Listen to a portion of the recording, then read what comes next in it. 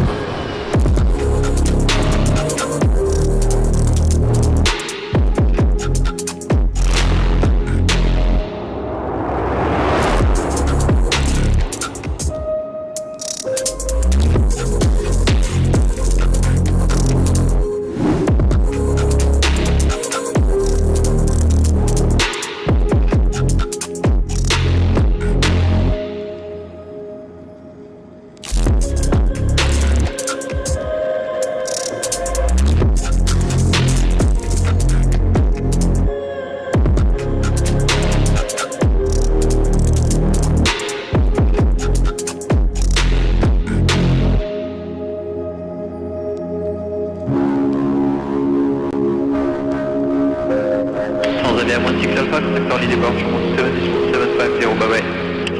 775, everyone take care, bye-bye.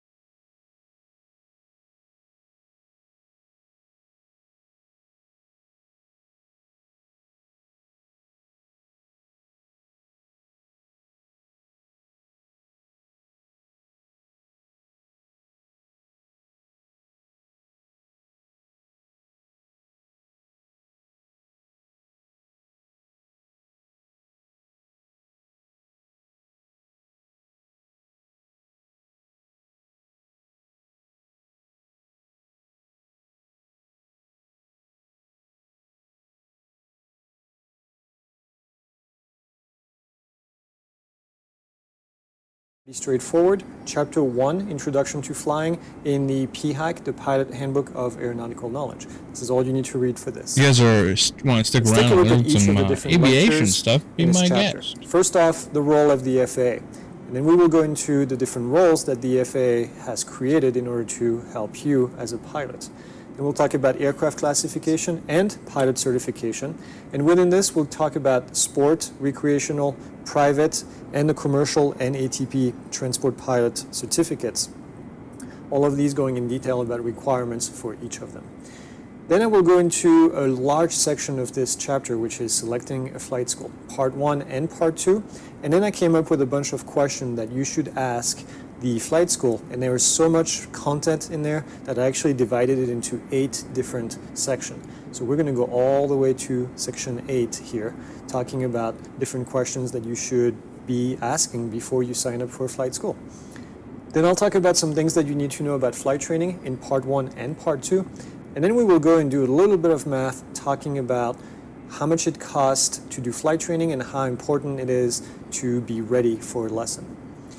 I'll go into this question of what is part 61 and what is part 141, part 1 and part 2. And then I will talk about how you can become a student pilot, how you can get a medical certificate, and then this new program that the FAA came up with a few years ago called Part 68 Basic Meds. I divided this into actually 3 different sections because there was quite a bit of information in here. And finally, we will go over how to become a private pilot, Part 1, 2, and 3. And that's it. Then you'll be done. You'll know exactly what you need to do in order to get started with your flight training. Whew. All right, I'm sorry about how boring this is going to be and is. All right, let's get into it. Let's go ahead and talk about the role of the FAA. This is just kind of what we're going to have to go through. Knowledge lesson for you right here. So the role of the FAA is pretty simple. The FAA is empowered to promote aviation safety as number 1, and number 2 to establish standards we're gonna hang out, civil learn some shit, and then go fly. This is the only fly. thing that they do. Okay. Now this is not a small task, obviously, but this is what the FAA's goal is every decision that they're going to make is going to be related to promoting aviation safety. The FAA establishes the Code of Federal Regulation. Now remember the FARs? I told you you can download a little app. That's what we're talking about here, the Code of Federal Regulation. And under the Code of Federal Regulation, which is divided into different titles, we are under Title 14, and it's called Aeronautics and Space. So this is where the FAA regulation is going to reside. With that being said, the FAA's headquarters are in Washington, D.C. And then based on this, we have actually 9 regional offices, and I'll show you a map in a second, that are where everything is divided. And then within each of the regional offices, there is what we call the Flight Standard District offices. Now the FSDO is where your FAA inspectors live. That's where they work. So I recommend that you find the closest FSDO to you. For me, it's Scottsdale, which is about an hour and a half away from where I live. And it's always good to know where the FSDO is. I send them questions from time to time when something is not clear. I go on the website and I send a question, and then I get an answer almost within 24 hours. So use them. They're here to help you. That's what there's an airplane. For. They're here to educate no, it's you. in the back. Again, I'm sitting in a hangar safety. right now. Here's the map of the 9 different offices. You can see it's divided between Western, Central, and Eastern. And try to see where you fall within all of these offices. And then again, go take a look at the FAA website to find your closest FSDO.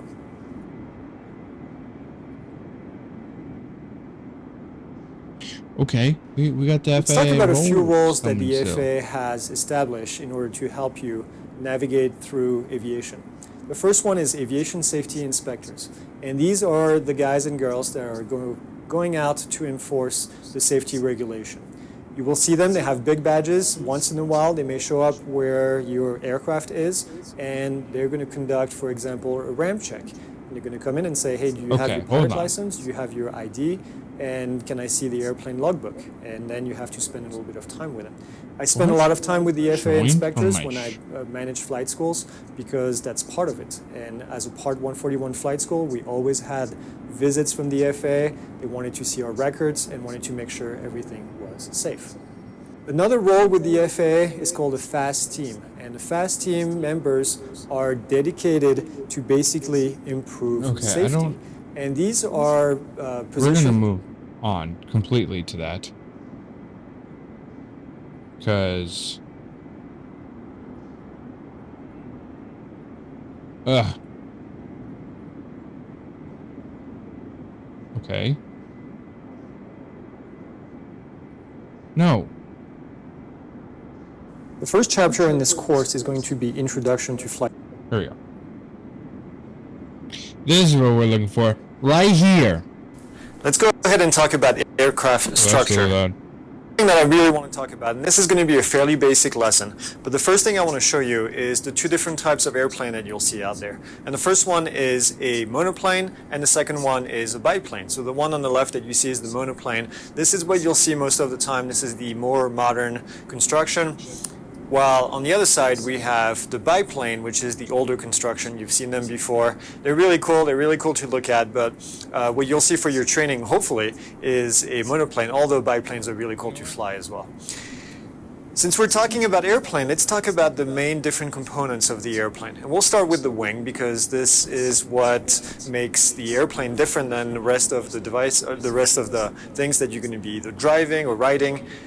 Our airplane has wing, which makes it fly, which makes it an airplane. Now, the wings are attached to the fuselage, and when we talk about wings, we talk about an airfoil. And I'm going to start introducing some of these terms, but the term airfoil you're going to see again because it's a very important term. Well, now, the airfoil is the shape of the wing, and that's what the wing looks like if you look at it from the profile. That's what makes the airplane fly. Now, I bet you it can be attached in different places. It can be attached to the top of the airplane. It can also be attached in the middle, or it can be attached to the lower point of the airplane. That's when we have two different types, and we have the airplane that we call a low-wing aircraft, such as the Piper Warrior, or a high-wing aircraft, such as the 172 from Cessna. Now, these two airplanes, I'm going to use them throughout my presentation because they're the two most common trainers that you will see in flight training in the United States. The Cessna 172 being a little bit more popular, but the Piper Warrior also being found at different flight schools. Personally, I learned to fly on the Piper Warrior, so that's why I wanted to mention it. It's got a slightly little different design, and we'll take a look at this in the rest of the slides in terms of aerodynamics. So it's important that you see all the different types, but more than likely you'll be flying in a 172 or a Cessna 152 or 150 smaller airplane. When we talk about the wing, we have to talk about what's inside the wing, the things that you don't really see in the wing. And there's different terms, and you can see these terms right here. What I really want to look at is the term that we have, which is the spar, which is that green area that you see right here in the middle. And that spar is going to be what holds the wing together. The other thing that we have in here is the different ribs, and those ribs are shaped in the shape of the airfoil. And then on top of it, we're going to cover all of this with the skin. And the skin can be, interestingly, of several different materials. 35 minutes Most of the time it's going to be made ground of metal, school. We're getting the in real some feel cases it's going to be made of fabric. I know here. it's kind of hard to believe, but some airplanes are made of fabric. It's called dope. And we'll talk about this when we talk about aircraft systems. Another thing that I wanted to show you in here is the term wingtip. Cutting it in half, though. Usually it's an hour. The end of the wing. And another term as well is the ailerons that you see right here in purple, and also the wing flaps. And we're going to talk about the ailerons and the flaps in the rest of this presentation.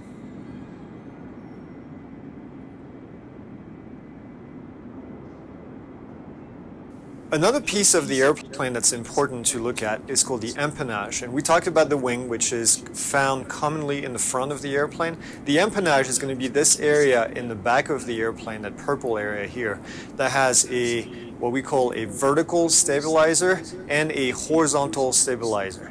Now, there's a lot of part names in here. What I want you to remember is that this section right here is called the empennage. We're going to come back to this graph later on in the presentation and talk about all the different terms that are found in here. These parts, some of them are fixed, some of them move, some of them move with different controls in the airplane, and we'll talk about all that. But this is the empennage right here, and I want you to look at this. Now, it's a French word, and there's another French term that we're going to talk about in a minute, which is called the fuselage. But for now, this is called the empennage. An important that part was of a the French airplane word. is the power plant. And you notice that I Interesting. didn't say engine. The power plant is this section in the front of the airplane. I can show you right here, by the way, all the different parts. I have this little trusty airplane that I've been using for many, many years. You can tell the prop is broken. It's made of plastic, but it's great because it allows me in the classroom to show all these different parts of the airplane. So the empennage that we just looked at is this section right here. We have our wing right here. And then in the front of the airplane, we have the power plant. And the power plant right here is going to be composed of really three different parts, I'm sorry. And the first one is going to be the engine itself. Of course, we have an engine inside the airplane, and attached to the engine is going to be the propeller. And we'll talk about the engine and the propeller and all of this in the aircraft systems chapter, where we go in way more details about all this. But around the engine, to protect it from the environment and to keep everything inside and to cool the engine, actually, we have the cowling. So you need to know all these terms: cowling, the engine, and the propeller all create what we call the power plant. Talking about engine, there's two different configurations of airplane, and for now, more than likely, you will be working on your single engine land license. If you want to fly an airplane that has more than one engine, it's called a multi-engine land airplane, MEL, you're going to need a special license. Most people get those licenses, like we've seen before, in with their commercial license, but you can also get your private pilot with a multi-engine land airplane. It's pretty rare, but it happens.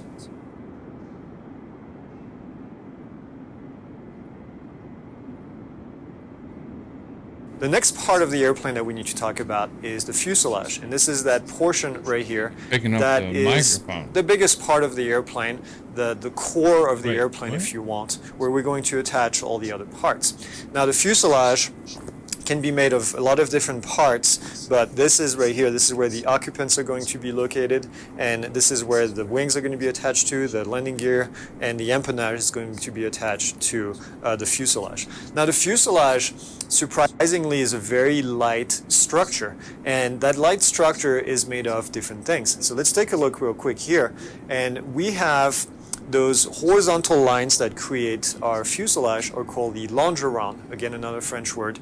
And in between all of these longerons, to hold everything together, we have the struts. That's the blue label that you see right here. Now, is it important for you to remember this? Yeah, kind of. And there's going to be questions on the test, but from a knowledge perspective, it's important for you to understand that inside of this fuselage right here, there's a lot of nothing. There's a lot of emptiness. This is very light. You can actually move in the 172. You can push on the back of the airplane right here and lift the front of the airplane. Most of the weight of the airplane is located right here in the nose section with the engine. But the rest of it, all of this, the fuselage right here, is fairly lightweight. In order to keep the shape of the fuselage, we're using that green section here, which is called the bulkhead, and also in between we have a bunch of stringers. Now remember these terms, they're fairly important, and it's good for you to know where everything is located inside of the airplane.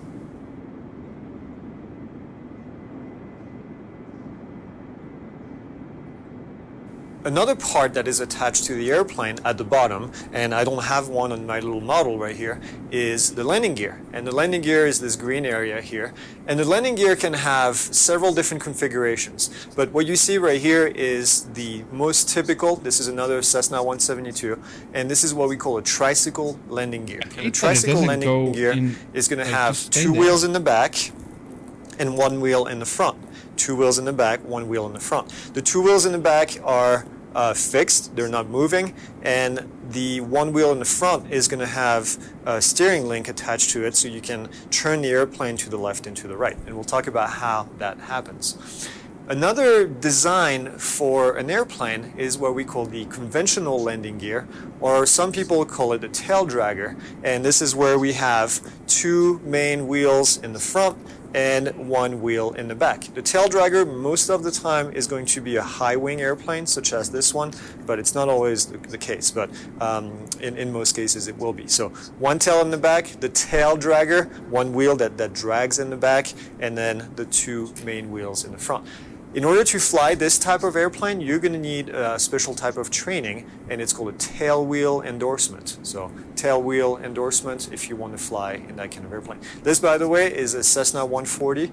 I'm trying to put different pictures of different airplane. I think part of becoming a pilot is learning about all the different airplanes, and I think that's pretty cool.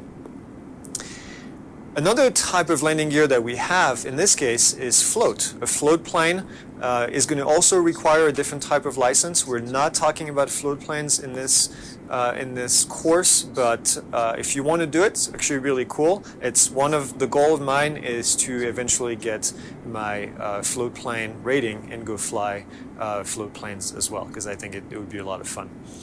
And finally, the last type of configuration for landing gears that we will find is with skis. And you notice in this case, it's a tail dragger, it's a tail wheel airplane, and it's equipped with skis so you can go on the slope of a mountain.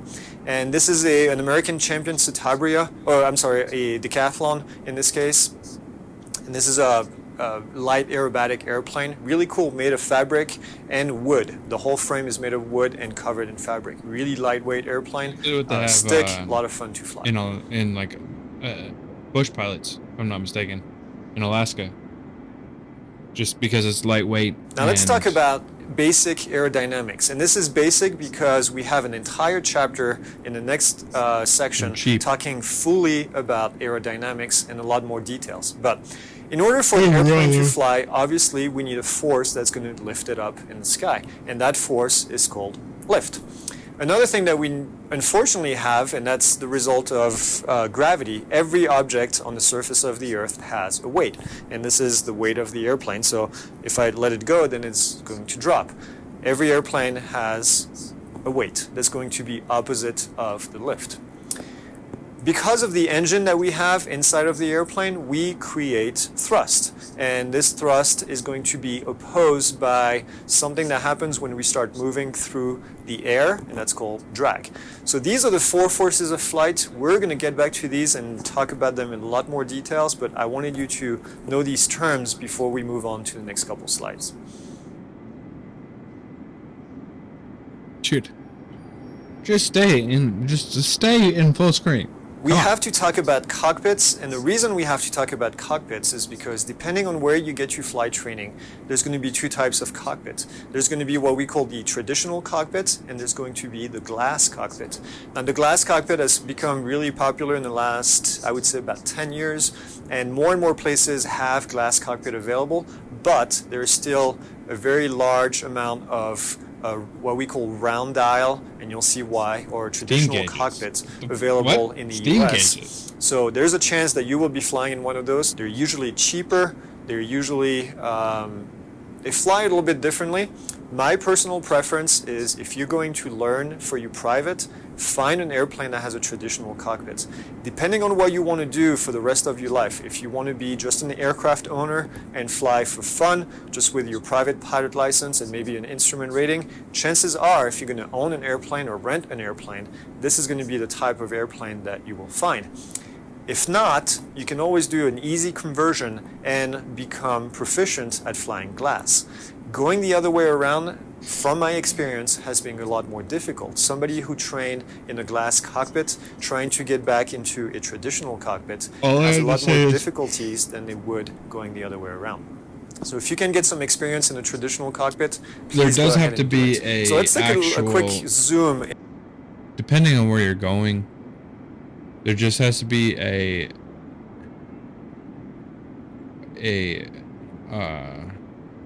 digital navigation system inside of this cockpit and see what it looks like, because this is where the important stuff is. Now I created this model, I created all these instruments because I wanted you to have a clear view of what it looked like rather than showing you a picture from another airplane. Side note, every airplane is going to be different. Every airplane is going to be different. But if you're flying a six-pack, they have a lot of different names. Steam gauge, six-pack, traditional cockpit like this. The 6 instruments that are in the middle right here are almost always, 99.9% of the time, going to be located in that order. Unless you're flying a really, really old airplane, but in most cases, this is what it's going to look like.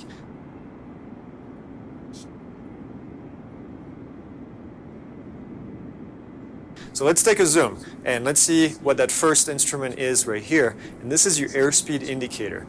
This is going to tell you how fast the airplane is flying through an air mass. Okay? We'll come back and we'll talk about the different types of airspeed because there's different ways of reading this instrument. But this right here, most of the time is going to be in either miles per hour or in knots. Knots is the most common unit that you'll find, but you'll find some older airplane that are using miles per hour. Right next to it is a very important instrument, and this is called the attitude indicator. Not altitude, attitude. Probably needs to okay? switch No that L in there. because The attitude indicator is going to tell you if you're climbing, if you're descending, if you're turning left, or if you are turning right. Okay?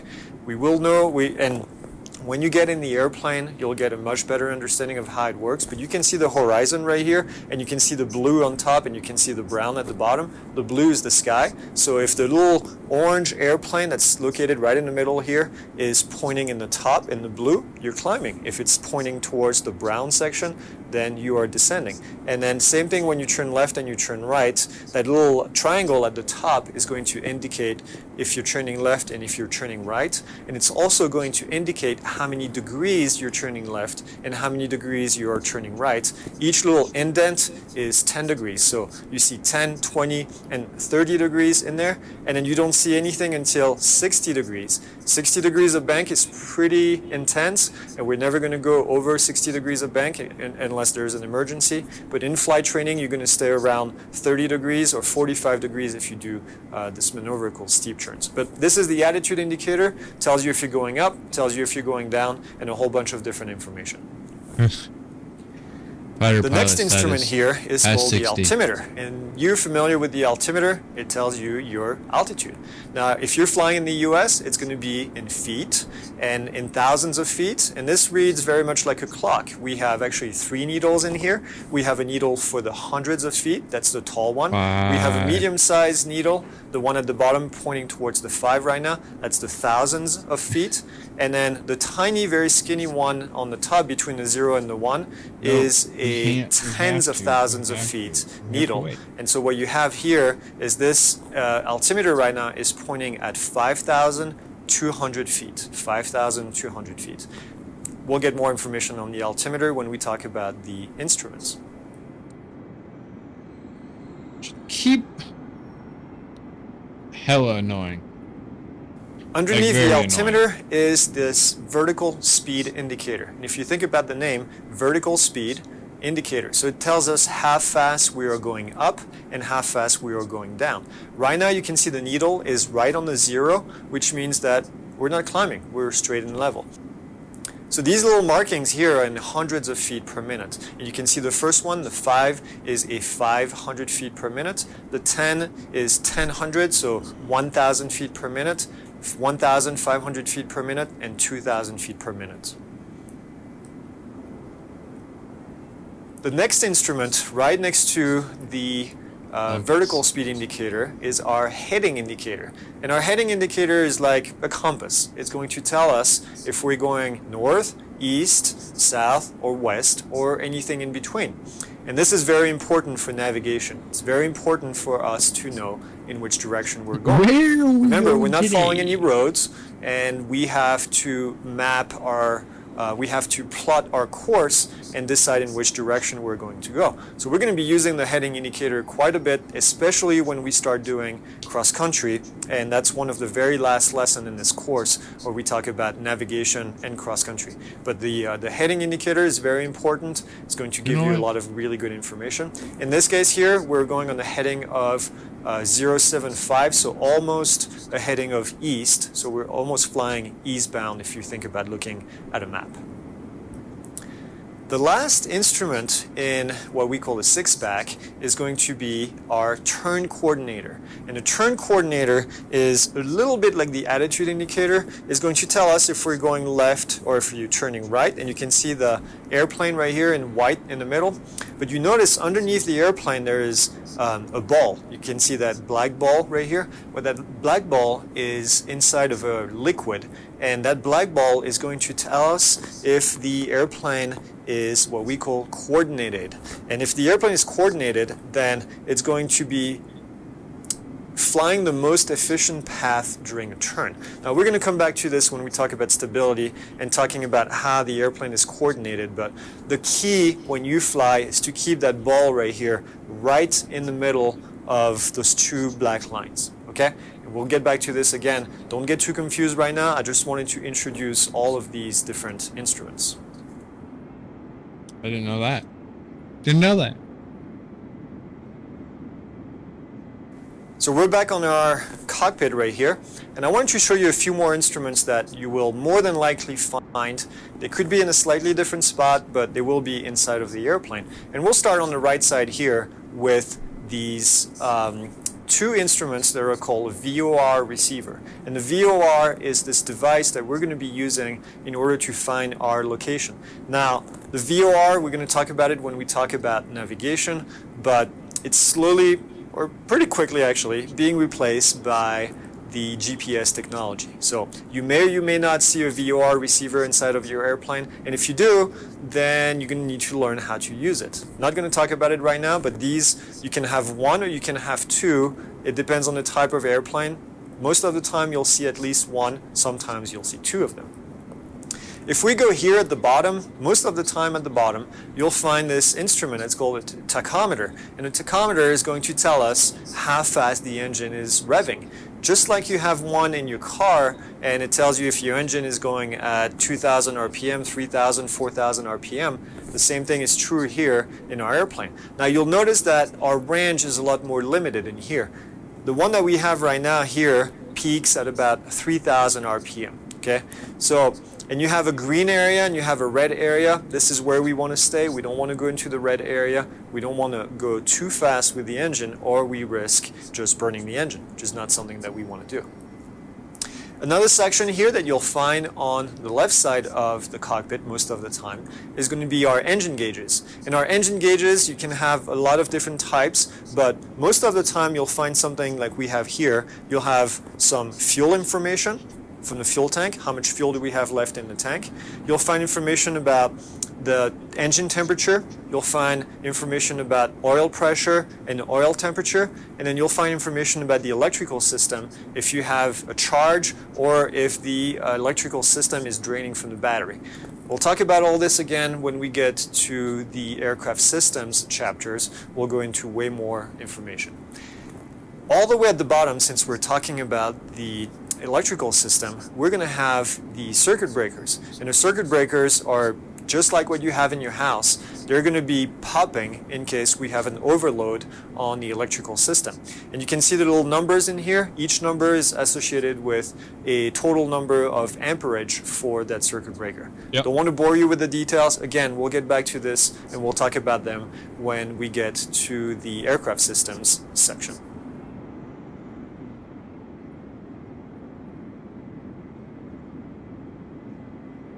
Now we talked about the traditional cockpits. I need to show you the glass cockpit. This is the cool toy. This is the expensive toy.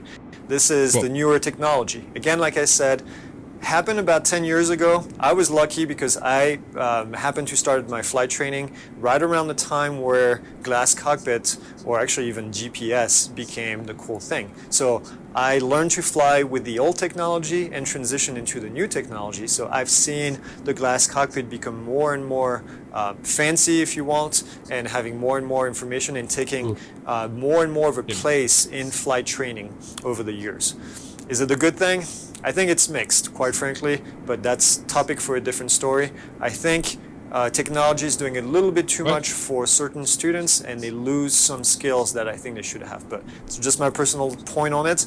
If you can fly a glass cockpit, please go ahead and do it. I think it's the future. It's going to keep happening. It's going to keep on getting better, which is good because in a way it has made aviation safer. Gorgeous, darling. If we look inside of the cockpit, you're going to see two big screens, and two big screens have a name. And by the way, this is a Garmin G1000, which is one of the most common glass cockpits in general aviation. But Avidyne, you may find an Avidyne system out there, is another kind of system, but the G1000 is very popular, especially for the Cessna fleet. So the screen on the left is called a PFD, the primary flight display. And the primary flight display is going to give you a lot of information, just like what we had in the six-pack airplane. this is what it looks like zoomed in. Now, you'd be like, wow, this is a lot of information. Well, let's take a look at each block and each section and see how it compares to the traditional cockpit. Let's take a look at the airspeed indicator, for example. This is our airspeed indicator. I showed it to you earlier on the right side. On the left side, you can see I shaded the area that don't apply. This is where what we call the speed tape is located. This is the airspeed information right here. And the way it works is it goes up and down in that little window in the middle. And here you can see all the information, and you can see what's on top, what's at the bottom, and what's highlighted in the middle is your airspeed. So very easy to read, just like the other one was at the bottom. The other piece of information that we had in the traditional cockpit was the attitude indicator. And again, we can find our attitude indicator right here, and you can remember the brown and the blue with the sky. The airplane looks a little bit different. It's not orange like it was on the other one, but you can see that little arrow right here is going to point to the top, point to the bottom, and then also give you information on the left and on the right during your turn. The altimeter is in there as well. It's also a band, just like what we had for the airspeed, and you can see it right here. And that airspeed is going to update with the digital numbers automatically as the airplane climbs and descends. And again, provides the same information, just a different reading. Instead of reading needles like you're doing on the right side, here we are reading numbers straight from the airplane. Now, attached to it on the side is the information about the vertical speed indicator. So this will tell us if we're climbing or descending and at what speed. Same idea. It's all located into one section, altimeter and VSI, vertical speed indicator, all located in one spot. This instrument, the turn coordinator, has been simplified. A portion of it actually is showing on the attitude indicator, but the bottom part, remember that ball that I said was in liquid, is going to be shown right here with that little triangle, and we call it a brick. And the brick is going to be moving left and right. The base of that triangle, see that little bar, is actually going to be moving left and right, just like the ball would in that liquid move left and right. Same information, slightly different display, but you're going to want to use the rudder pedals. We'll talk about them in a second in order to control that instrument. All right, this will be the last video. On the right side, what we have is the multi-function display, and the MFD is going to provide us different type of information. And the first one is, as you can see, a beautiful big map of where we are. This is something that unless you have a GPS receiver in your traditional cockpit airplane, the older airplane, this is something you don't have access to. In the G1000, in the glass cockpit, you have a nice display and you know exactly where you are. You can zoom in, you can zoom out. Think about having a big iPad with Google Map or Apple Map in your airplane. Just very easy. You can see your location and you can see everything around it. So really good information. I think this is one of the big strengths of the glass cockpit is having this information available. Makes it very, very safe. On the left side here in that little insert, we have our engine instruments. And our engine instruments are going to be displayed very much like what we had before. We have a needle going up and down for the RPM. Now, don't worry about the top one. That's inches of mercury. That's our manifold pressure. Not all airplanes are equipped with this, so I don't want to confuse you. But the RPM is right here in the middle with a needle. You can see we have a fuel flow. We can see we have an oil temperature, oil pressure. We have a whole bunch of different things located right here as in that little band, showing us fuel quantities, for example, and then all the way at the bottom we have the electrical system showing us the voltage coming out of the system. So everything located in one place, just like what we had on the bottom left of the cockpit in the traditional airplane. Because the glass cockpit is reliant on electricity, obviously it's two big screens, then we have to have a set of backup instruments. Now, we don't have 6 instruments like we have in the other one, but what we have is 3 backup instruments.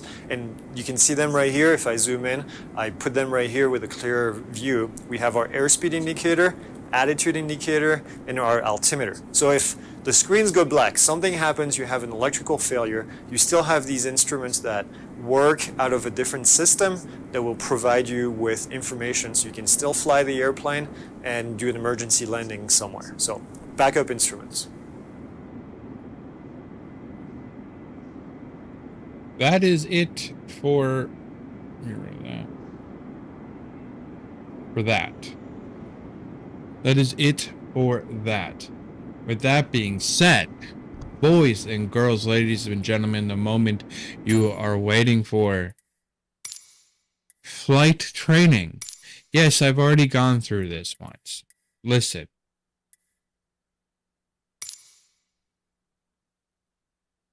I know. Okay? I know. It says I've already done it. I get it. I see it. Don't worry. That doesn't mean much. Okay? Doesn't mean much.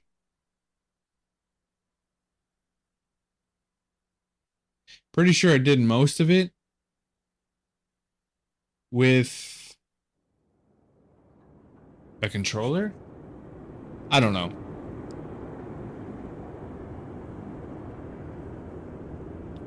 Let's make sure. Oh. Uh-oh.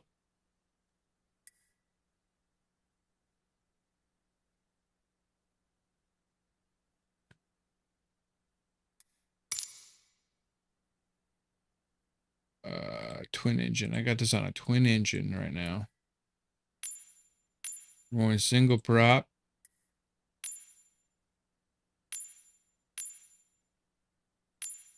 Yep, we're doing this one right here.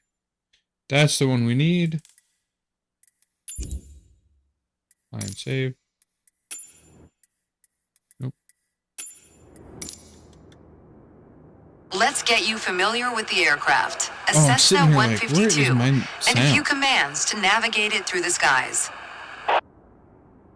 In front of you is the yoke. The yoke wheel, more or less. Oh, this is the one Turn I it wanted. left or right to control Damn it. the ailerons. Damn.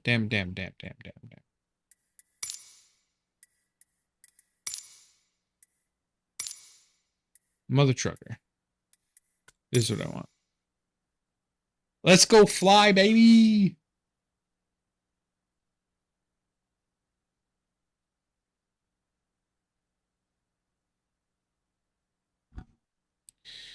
I don't think I have these set up to anything. And this.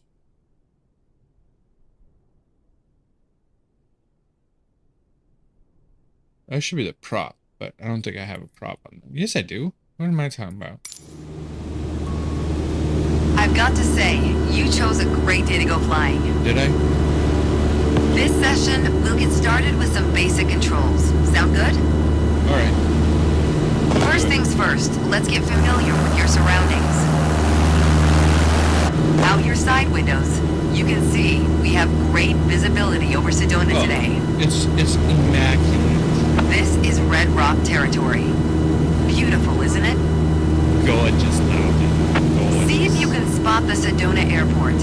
The runway should be a pretty easy landmark to find. See it. It's right there. There you go. Okay, see it? Visual confirmation on the airport. Now go.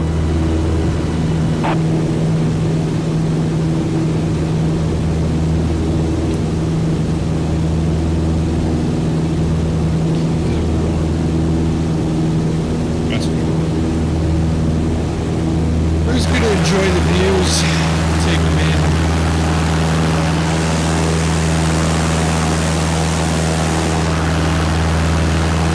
Look at those views.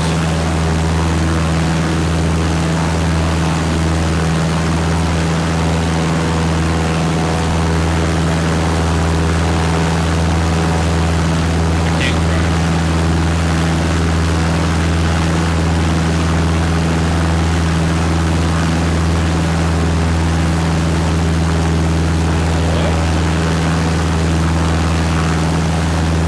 Can't crash, but We already talked about basic controls while we were on the ground. I Time to can't. see how it all feels in the air. The aircraft is currently set to a cruise attitude. The position it should be in for regular flight. Alright, now let's try banking into a turn by moving the yoke. I'll go first. My name's Brady. I'm still not doing it.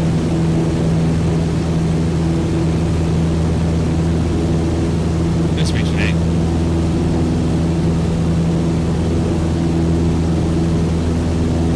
As a general rule, you always want to keep your turns under 30 degrees. Thanks.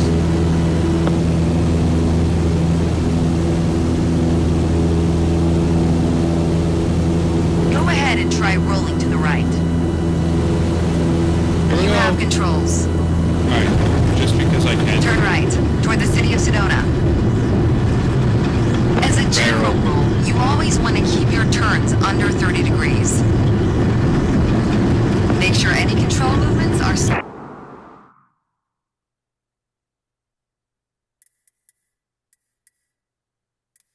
Alright, we'll redo this. Nice, I'm about 30 hours away from there.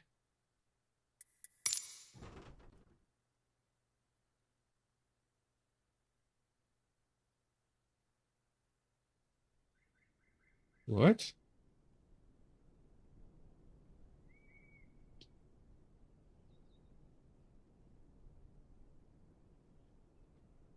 I don't even know what that means. Alright. There, Nate. I crashed for you. Now I'm not going to crash again. I've got to say, you chose a great day to go flying. This session, we'll get started with some basic controls. Sound good? First things first, let's get familiar with your surroundings. Out your side windows, you can see we have great visibility over Sedona today. Looks like I can just skip all This is Red Rock territory. Beautiful, isn't it?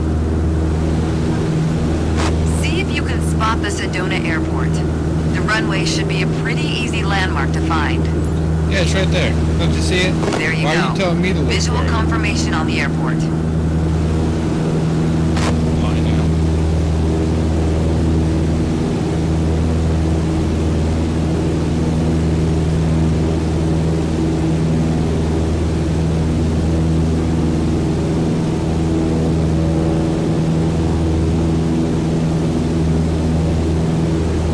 Appreciate it to like me. Right.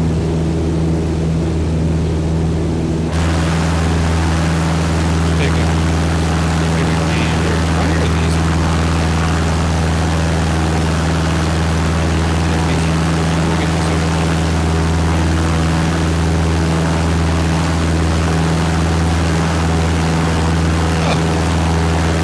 Thanks, man, for the follow as well. Appreciate that. That's amazing. We already talked about basic controls while we were on the ground. Alright. Time to see how it all feels in the air. The aircraft is currently set to a cruise attitude. The position it should be in for regular flight. Alright, now let's try banking into a turn by moving the yoke. I'll go first.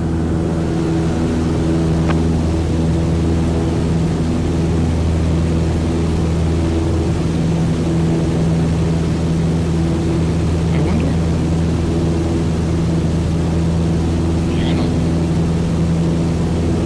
As a general rule, you always want to keep your turns under 30 degrees.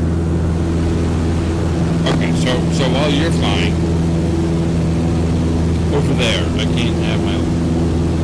Go ahead and Whatever. try rolling to the right. You have controls. Turn right, toward the city of Sedona.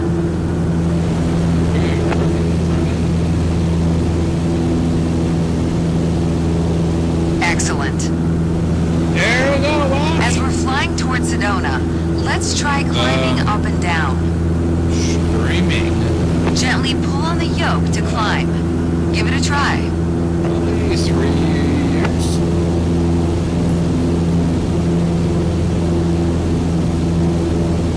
That's good.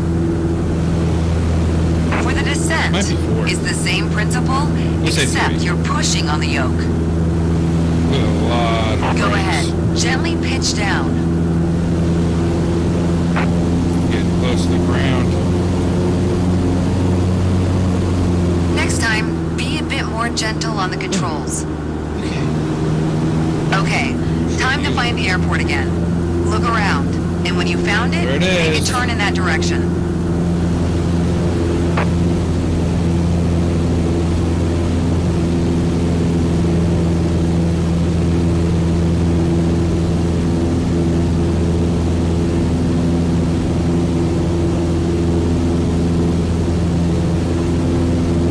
Shit. Well, 410 likes. I appreciate it.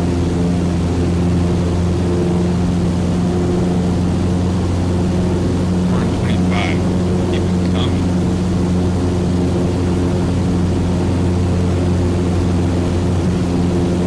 Okay, what did you want me to do here? Because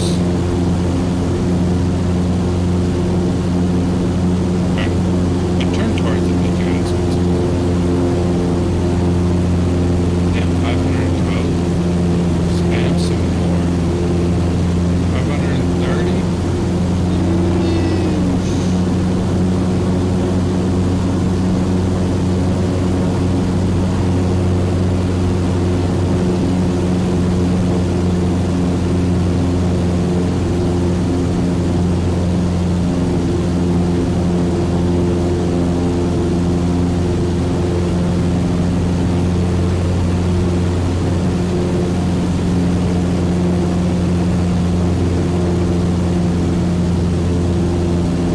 Make sure any control movements are soft and gentle. I did this Now that you're already. more familiar with the What did you want aircraft me and the to do? surroundings, the next step is to go deeper into handling and techniques. You're lucky that there's not a tower. Soon That enough, would you'll be able to fun. enjoy trips all on your own.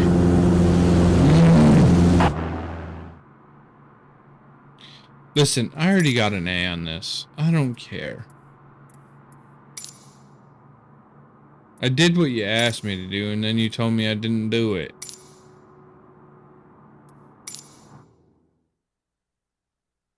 Gosh dang, flight instructor. Damn, 781. 811. Let's go. 826. Dang. This man is killing the likes.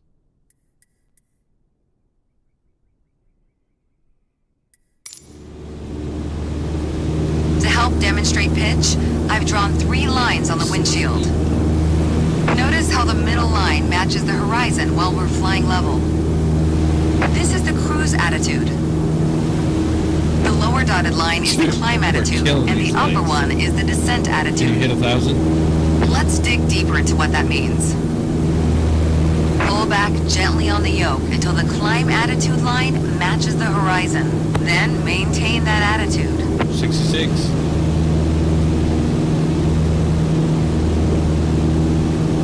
70. With the lower line?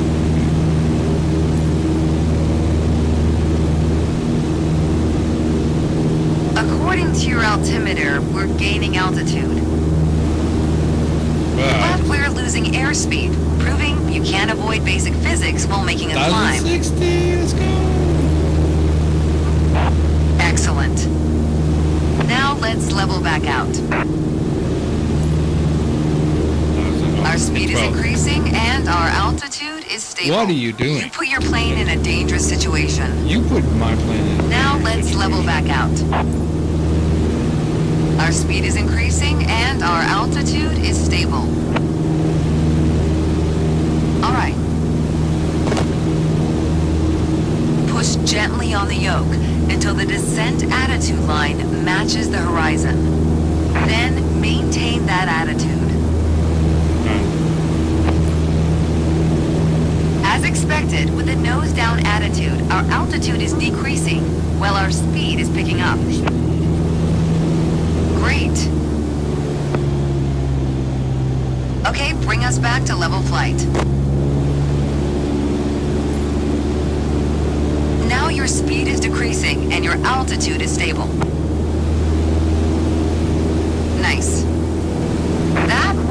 Excellent. Being able to maintain a precise and stable attitude Maybe with the is flight key to instructor. performing all types of maneuvers.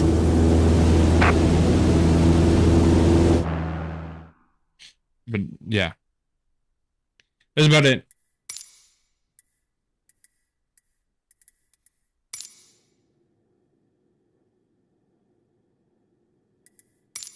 I'm just annoyed that they say things that are annoying.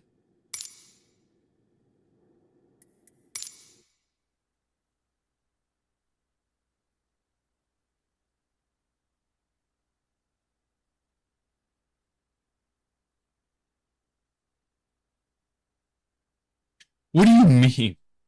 TikTok. What the fuck do you mean? No noise detected. I'll show you no noise. Oh, trucker. Man, you do whatever pleases you. I'm not gonna make you do anything you don't want to do. For this lesson, we're going to use a line drawn on the windshield to indicate the crew's attitude.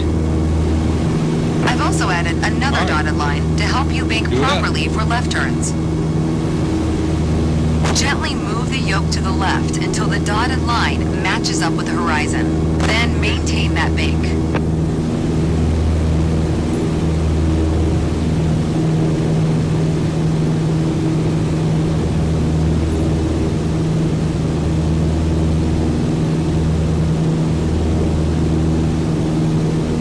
I've seen that. I appreciate the That's follow. good. Watch your altitude. It wasn't constant during the turn. Now let's see you level back out. My ass it wasn't.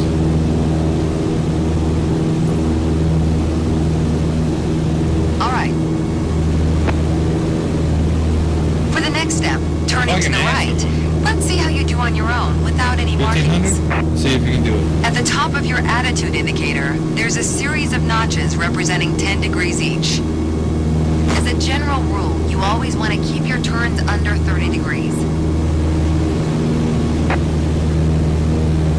Start banking right until you're lined up with the second notch to the right on the attitude indicator. Then maintain that 20-degree bank while remaining at the same altitude until I ask you to stop.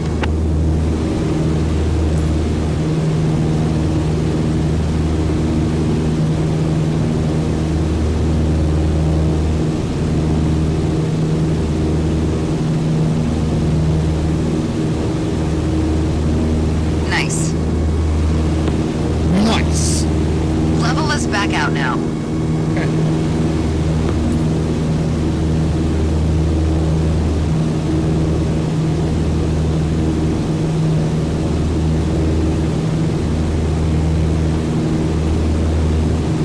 Are you kidding me? Great. Great.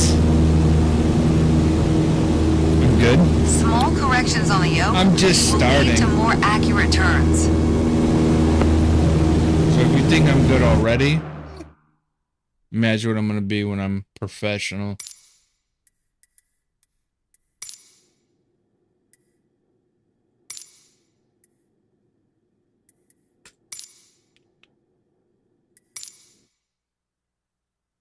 Dude, can you hit the 2K? Hit that 2K.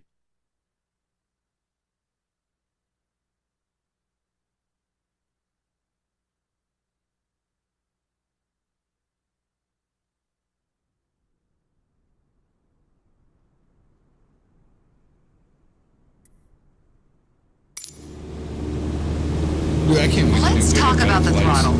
We're If you literally have the taking need this for like speed, then the throttle's for you. Full learning control over the pilots, power so- output of the engine. I mean, In that the is Cessna main- 152, that relates directly that's to the okay, though. RPM displayed on the tachometer. Pull back on the throttle to reduce RPM to 1800. Relax. Put your plane in a dangerous situation. You need to relax. Pull back on the throttle to reduce RPM to 1800.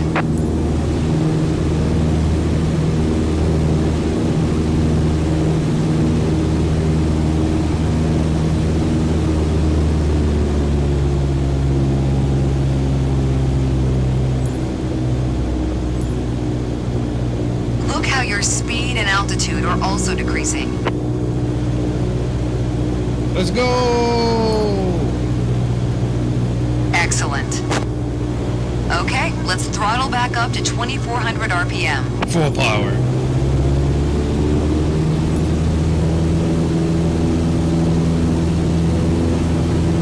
Let's go!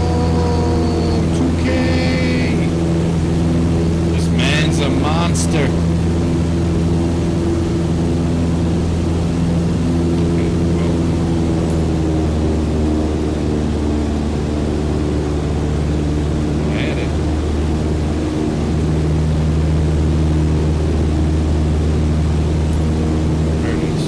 Your speed is increasing now. As long as you maintain the same attitude, your altitude will keep climbing as well.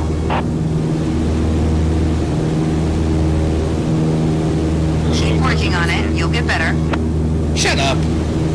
I think a bit more practice may be a good idea. Oh, yeah?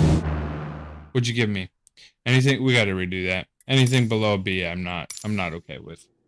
That's not how we roll.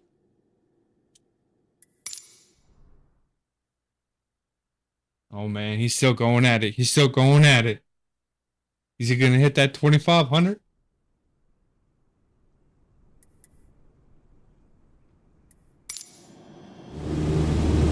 Let's talk about the throttle.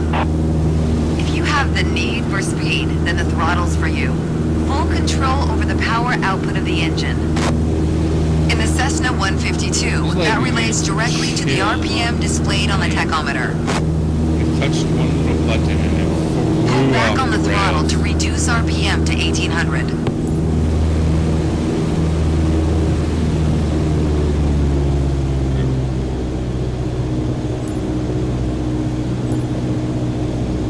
Look how your speed and altitude are also decreasing.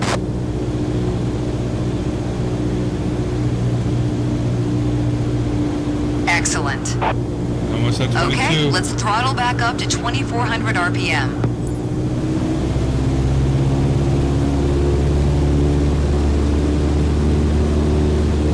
Relax. Relax.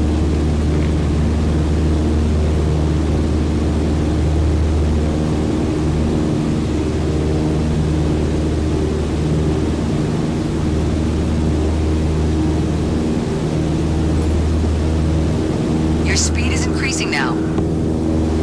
As long as you maintain the same attitude, your altitude will keep climbing as well. Turbulence here.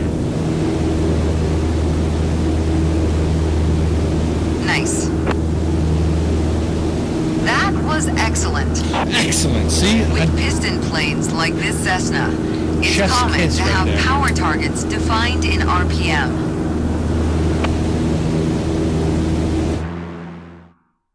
Chef's kiss. Oh, nearly perfect. Nearly perfect. Yes, yes, yes, yes, yes, yes. Straight and level. Altitude test. All right. Let's get it. Let's go, baby. Let's go.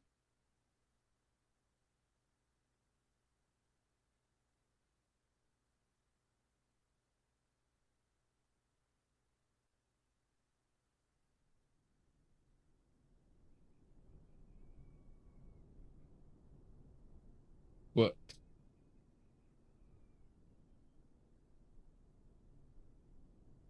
Is it? Oh, we're ready to fly. Come on. Go over. Thank you. In this lesson, let's take a look at the relationship between attitudes and power settings. Here soon. Attitude plus power equals performance. We are currently at 5,500 feet in a cruise attitude.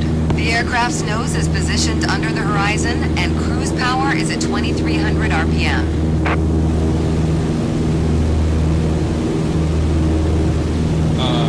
Try to reduce power to 2,000 RPM while maintaining 5,500 feet.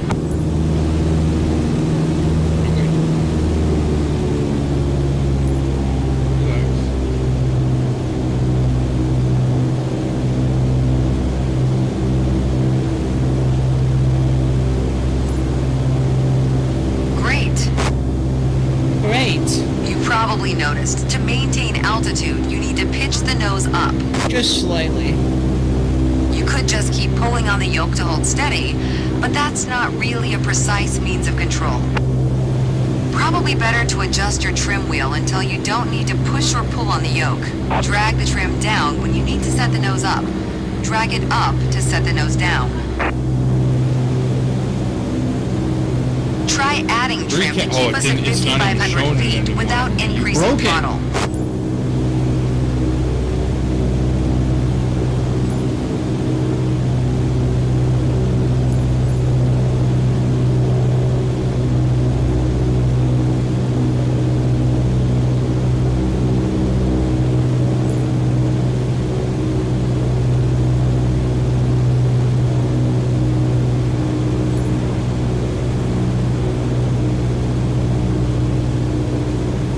Broke it. You broke it. That's good. You're not high It enough. literally says 2100 stuff for me. You broke it. I live in Wisconsin. Oh shit. You're not high enough. You put your plane in a dangerous situation. Increase power to 2300 RPM. We gotta restart this. I already know.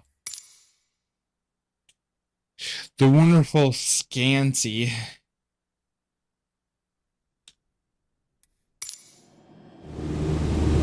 In this lesson, let's take a look at the relationship between attitudes and power settings. Attitude plus power equals performance. We are currently at 5,500 feet in a cruise attitude. The aircraft's nose is positioned under the horizon and cruise power is at 2,300 RPM.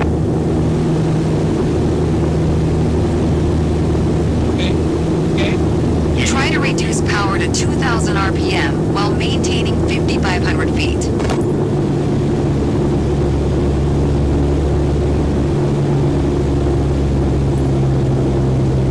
Great.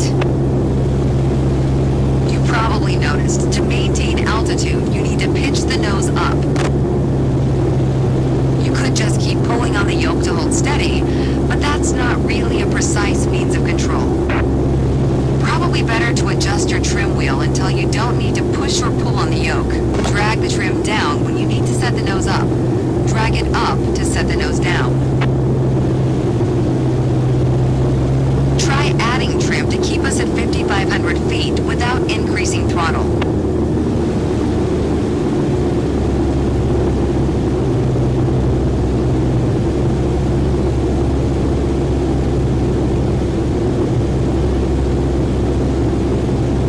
You put your plane in a dangerous situation. You fucking... I did exactly what You said. probably noticed, to maintain altitude, you need to pitch the nose up. You killed it. You broke this. You could broke just the keep system, pulling on the right? yoke to hold steady, but that's not really a precise means of control.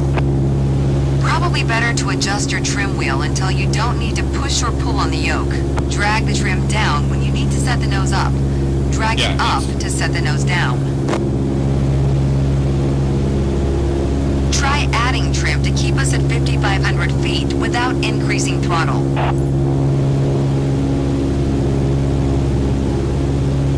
Nice. Yeah.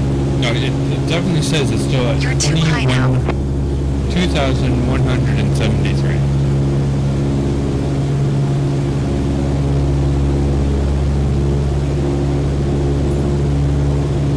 Increase power to 2,300 RPM while maintaining 5,500 feet. Get us back to a cruise attitude.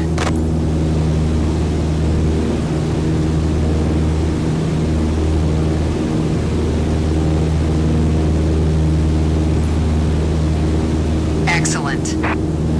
Now, adjust the trim. Yours says 3,000. Okay. Keep working on it. You'll get better. What do you mean I'll get better? But you can do better. The way I was taught, when you adjust the trim, you make course changes at first to remove pressure on the yoke. Then and small adjustments to find the perfect setting to keep your desired attitude. If you feel your pitch slipping and need to get back to the proper attitude, don't worry. Just pull on the yoke, then dial in the right trim. That's the key to straight and level flight. Listen, I'm okay with bees. I'm alright with bees. I'm not gonna sit here and... Interesting. I'm not gonna sit here and play this game with them where I'm doing it over and over again until the plane acts right in a video game. Is it hot?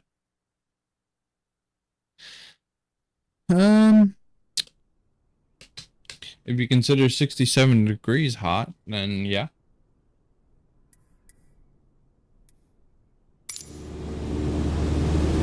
The art of maneuvering a plane through the air isn't a mystery to you anymore. Now it's time to test the skills you've learned. As you can see, we're cruising at 6,000 feet on a north heading of 360 degrees. You're correct. Start by descending to 5,500 feet while maintaining a northerly heading. Well, that's what happens when, I don't know, you live in a pretty cold state in general. While descending, reduce throttle to avoid overspeed.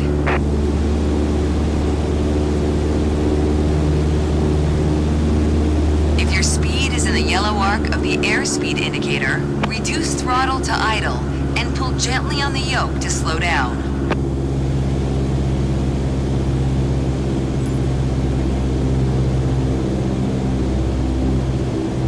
That's good. Now climb to 6,000 feet and turn to a south heading. On the Cessna 152, you need full power to climb effectively.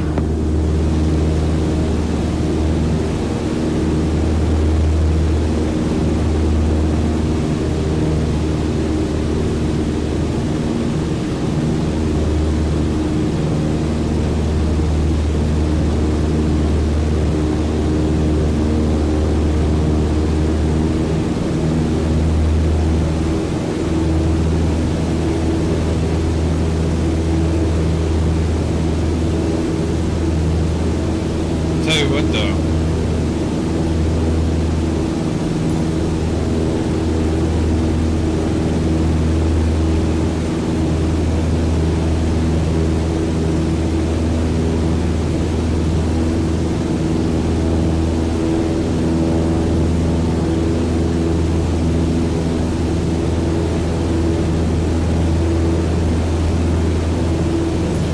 It's up. Washington never stops raining. Nice. All right, next exercise. Maintain your heading of 180 degrees. Stay at 6,000 feet and adjust your airspeed to 80 knots. 80 knots.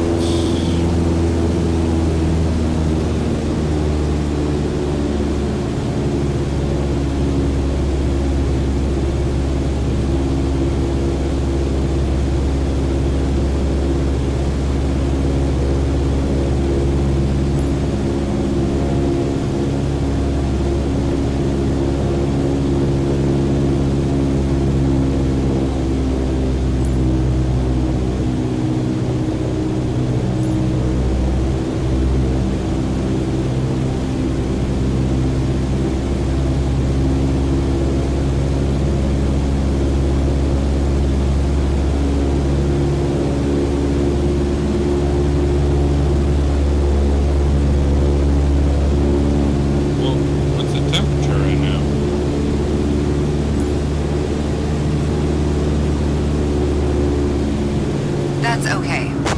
Shut up! Review straight and level flight to better manage your speed and altitude.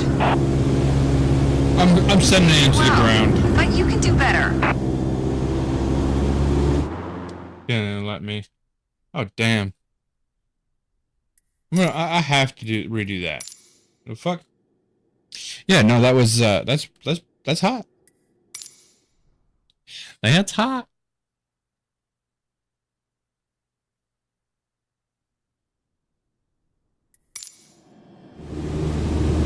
The art of maneuvering a plane through the air isn't a mystery to you anymore. Now it's time to test Thanks the for the skills you've share learned. as well. As you can see, we're cruising at 6,000 feet on a north heading of 360 Man, degrees. you are helping me out. Start by descending to Again. 5,500 And again. feet while maintaining a northerly heading. And again.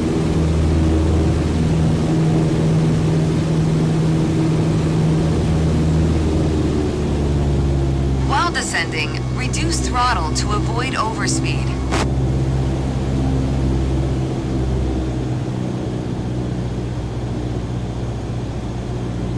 Thanks for all the shares, my guy.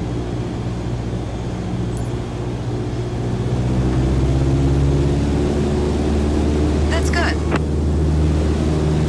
Now climb to 6,000 feet and turn to a south heading. On the Cessna 152, you need full power to climb effectively. You put your plane in a dangerous No, I situation. didn't. Yeah, I did exactly what you Now asked me climb to do. 6,000 feet and turn to a south heading. On the Cessna 152, you need full power to climb effectively.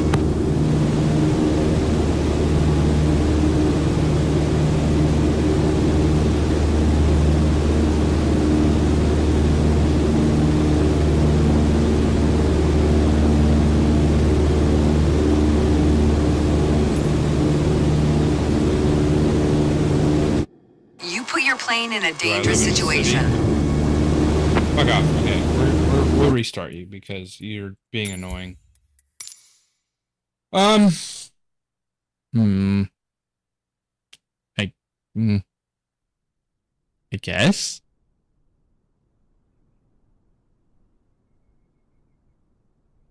I mean, the city.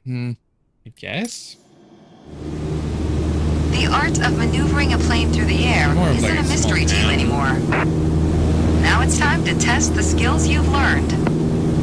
As you can see, we're cruising at 6,000 feet on a north heading of 360 degrees. Well, yeah, lucky dookie dookie you. Start Guess what by I got? descending to 5,500 Fields. feet while maintaining a northerly but- heading.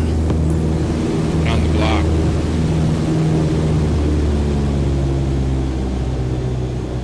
While descending, reduce throttle to avoid overspeed.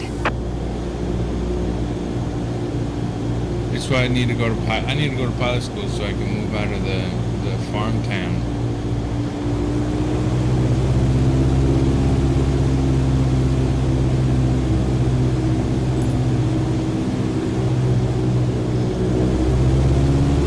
That's good.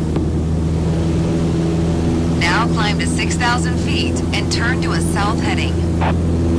On the Cessna 152, you need full power to climb effectively. You put your plane in a dangerous You're situation. lying. Now climb Why to must 6,000 you lie? feet and turn to a south heading. On the Cessna 152, you need full power to climb effectively.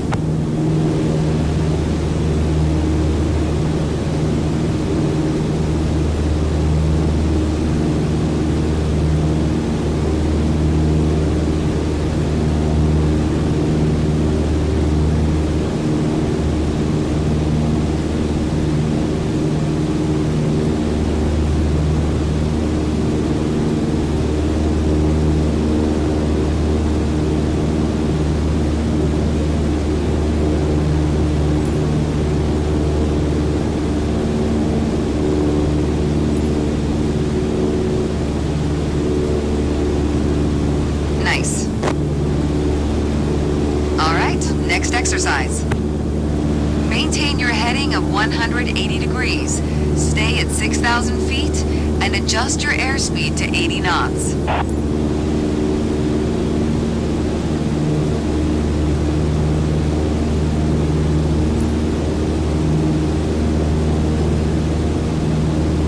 All right, We did it. that was excellent. That was excellent.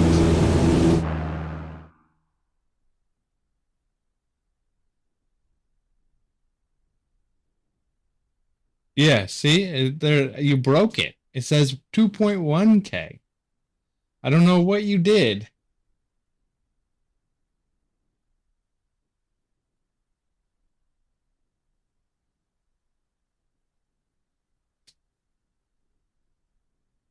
You broke it. There, we passed that. Alright, now we do takeoff and landings. We gotta learn our takeoffs and our landings. We gotta learn our taxiing and our non-taxiing.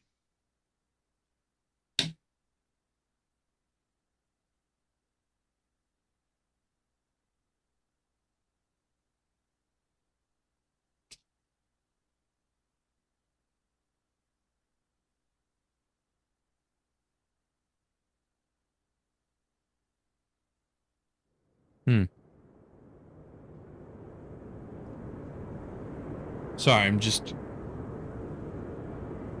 No. Didn't fix it. I don't know. I don't know what you did. Let's take a moment to talk about taxiing. Taxiing refers to moving the aircraft on the ground under its own power. Yep. Okay. In particular, getting from the ramp out to the hold short point on the edge of the runway. Right. Steering on the ground is managed through the rudder pedals. Rudders. Correct. That's right. Unlike driving a car, we turn by using our feet. Yes. Okay, ready? With the throttle idle, release your parking brake.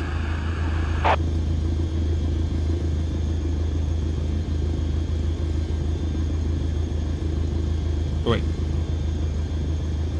I have a parking brake here. Okay. There we go. Now, gently increase throttle to get the aircraft moving. Just slightly. All right. Use your rudder pedal to turn left and enter the taxiway. As you increase power, watch the tachometer and make sure to stay around 1,000 RPM.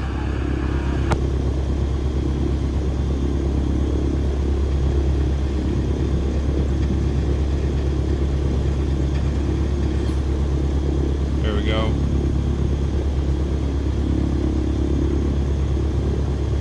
Oop, I'm not following the yellow line. Now test the brakes.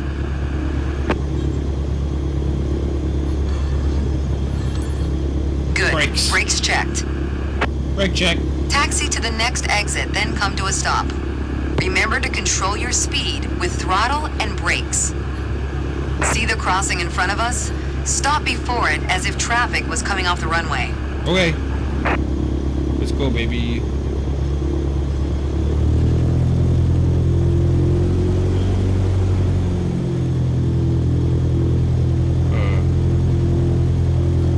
Go forward.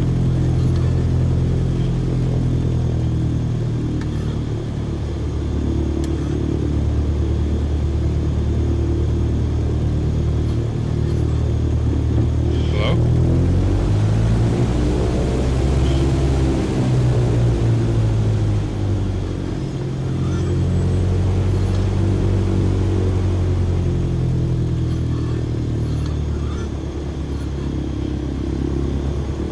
What happened there?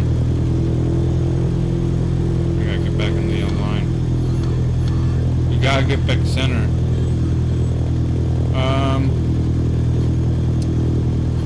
Games I play. Really haven't been playing a lot of video games lately. But usually it's like Call of Duty, Rocket League.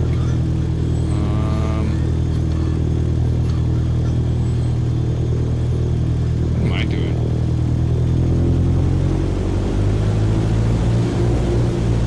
I'm using the brakes as my turn.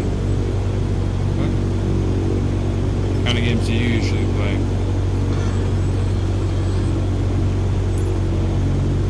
All right, taxi to holding point Alpha 1 next. It's at the far end of the airport near the head of runway 21. Stay as close as possible to the taxiway center marked by the yellow line, and watch your speed.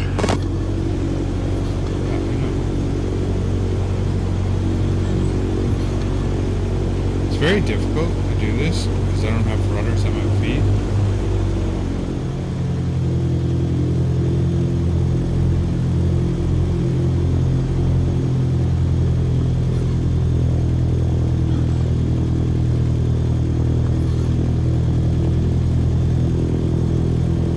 That should be good.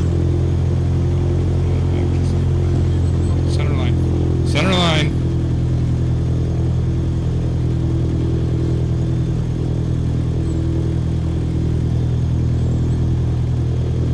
Power center.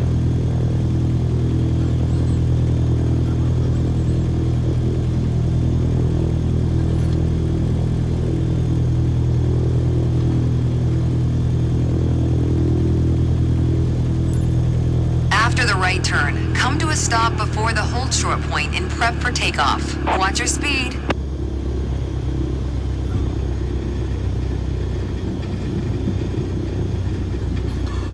Unfortunately, one of your wheels crossed out of the taxiway. And I didn't know it was gonna get. All right, it was going taxi to that fast. holding point Alpha 1 next. It's at the far end of the airport near the head of runway 21. Stay as close as possible to the taxiway center marked by the yellow line, and watch your speed. But I think we'll be playing this for quite some time, just because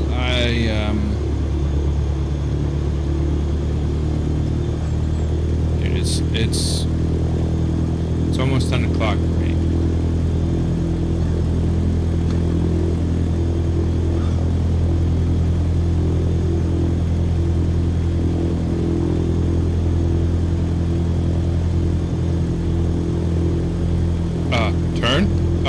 Turn.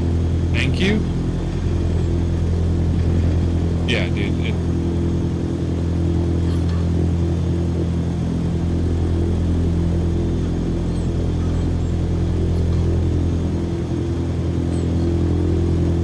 Oh, man, it's like 8 o'clock for you. Okay, you need to relax on yourself. Okay, why aren't you turning though? What? After the right turn, come to a stop. Unfortunately, one of your wheels crossed out of the taxiway. No crap. Why? It wasn't turning. All right, taxi to holding point Alpha 1 next. It's at the far end of the airport near the head of runway 21. Stay as close as possible to the taxiway center marked by the yellow line, and watch your speed. I don't know why it wasn't turning.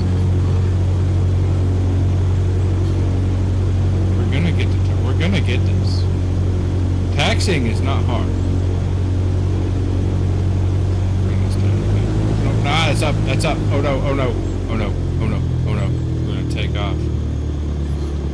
Why are you gonna be? Why do you feel bad for me?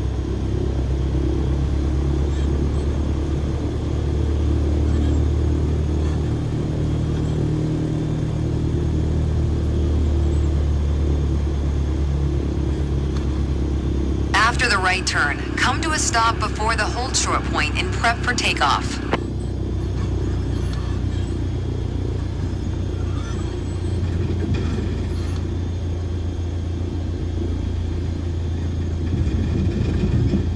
No, it doesn't.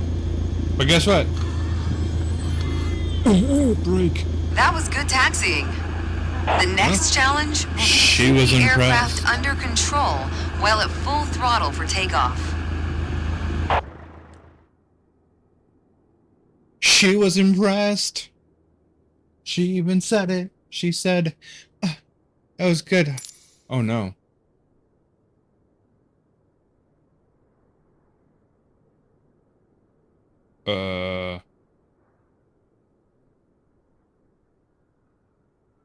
What?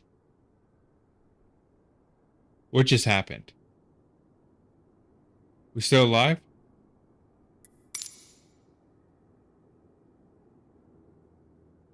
Okay, I think we're good. I think we're good.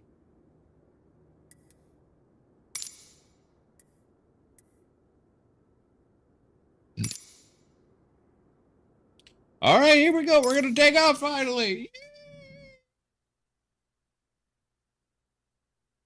It's hot.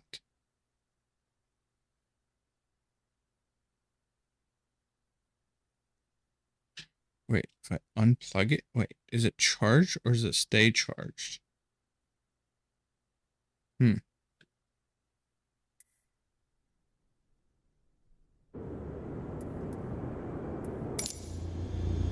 There's an old saying I like. A What mile is of it? road will take you a mile. A mile of runway will take you anywhere. Taking I off do isn't like that hard, saying. but there That's a are a good few saying. key points to remember. That's a good saying. First, we I like always that take saying. off into the wind, which won't be an issue on a calm day like today. Second, before we enter a runway, we always make sure it's clear. Check to the right to see if a vehicle is on the runway, Okay, and to the left to make sure no other nope. planes are approaching. clear.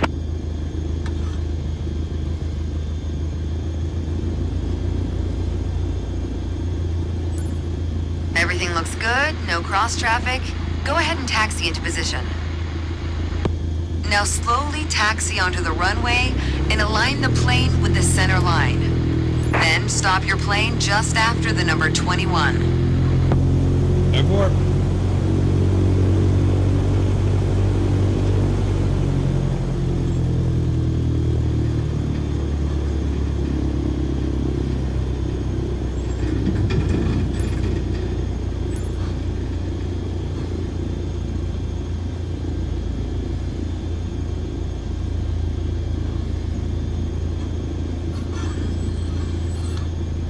Break.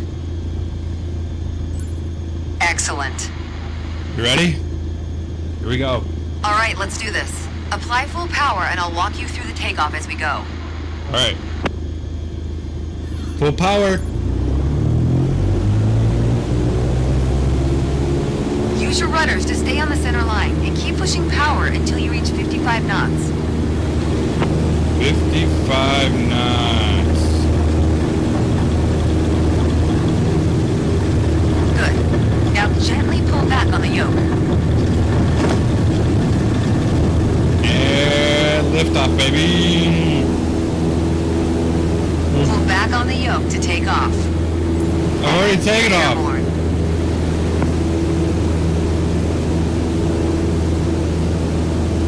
Line up the top of your instrument panel so it's a couple of inches above the horizon.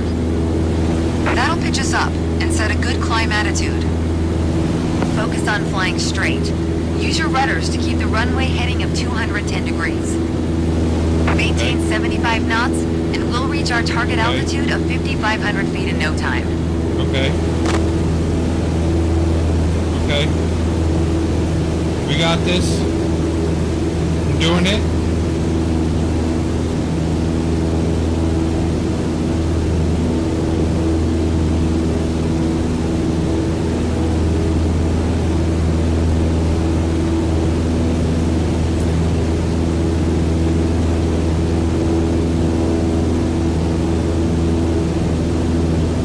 Lost it. I lost it all. I lost it all. Okay, 5,500 feet. You've reached your target altitude. Good job. I lost it all. That was, man. Do we retry it?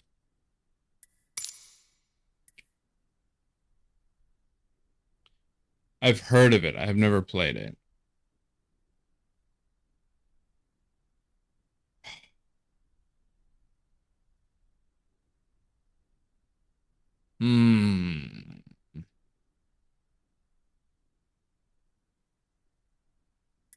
Let's just... We'll continue. We gotta continue. If we don't continue...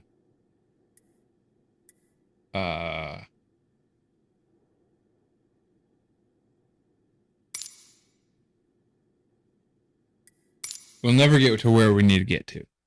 We will do our own flying on the side. We will practice with ourselves.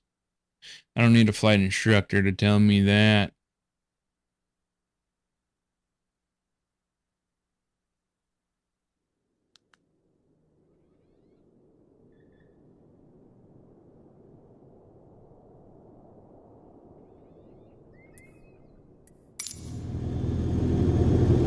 For this landing exercise, I want you to focus on the yoke only.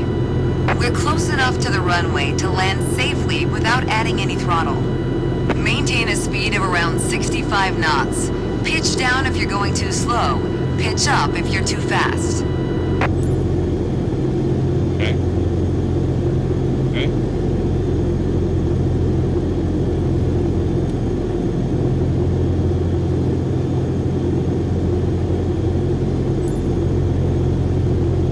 I guess I'm aligned with it. Keep your airspeed at 65 knots. Yeah, When you're 10 feet above the runway, it's time to flare. To flare means to raise the nose of the aircraft to slow your descent for a softer landing, but without ever leveling off or climbing.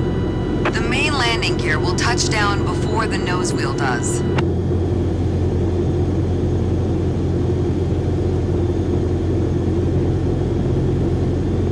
We really came in this hot. We're coming up on flare height. Resist the temptation to pull back.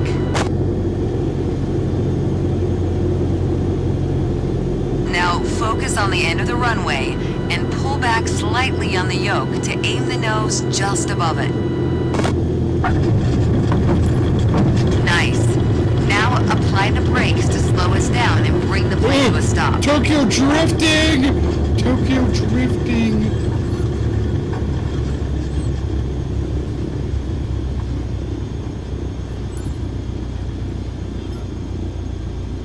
Well done, but there's room for improvement. Yeah, Keep in mind that approaching the runway at the right speed is key to a good landing. Oh, we're gonna redo that. We're gonna redo that one.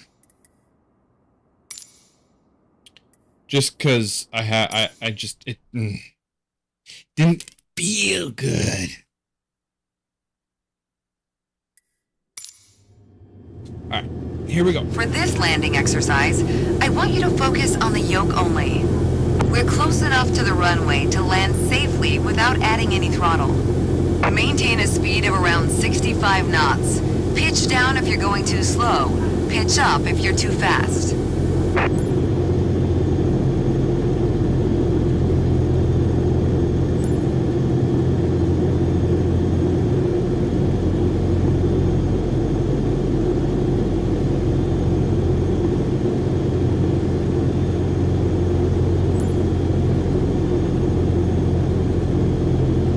Keep your airspeed at 65 knots.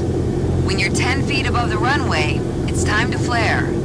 To flare means to raise the nose of the aircraft to slow your descent for a softer landing, but without ever leveling off or climbing. The main landing gear will touch down before the nose wheel does.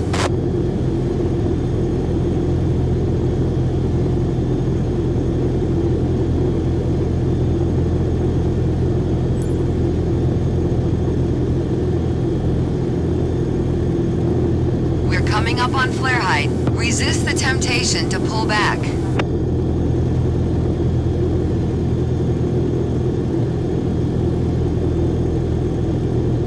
Now focus on the end of the runway and pull back slightly on the yoke to aim the nose just above it. Nice. Now apply the brakes to slow us down and bring the plane to a stop. Tokyo drifting. Not happening today. Well done, but there's room for Of improvement. course there's room for Keep in mind that approaching the runway at the right speed is key to a good landing. Where is he? Oh, that's my cat.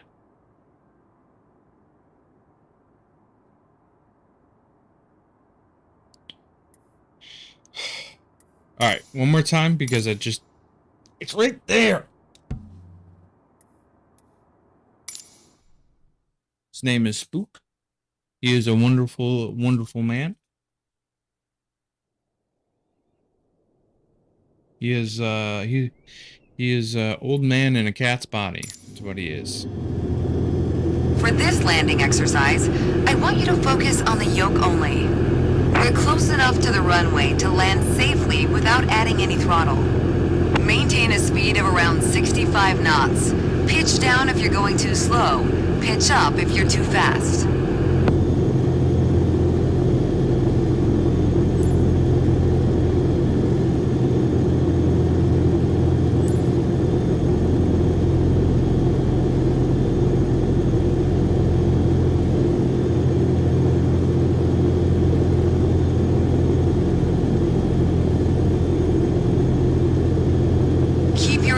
speed at 65 knots.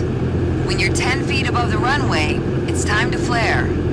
To flare means to raise the nose of the aircraft to slow your descent for a softer landing, but without ever leveling off or climbing. The main landing gear will touch down before the nose wheel does.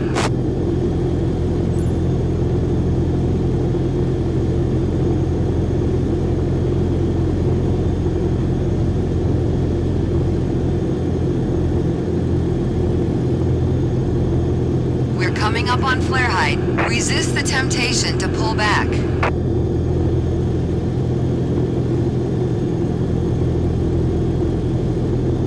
Now focus on the end of the runway and pull back slightly on the yoke to aim the nose just above it. Nice. Now apply the brakes to slow us down and bring the plane to a stop.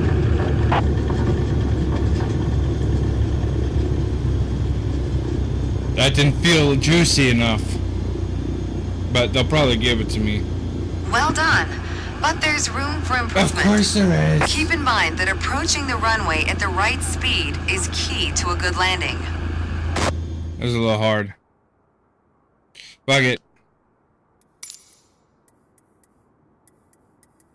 Fuck it. I could spend hours on that. Maybe we'll come back to it. Practice it. Landing with... What was it? Landing without elevator. Oh. Okay. Do it.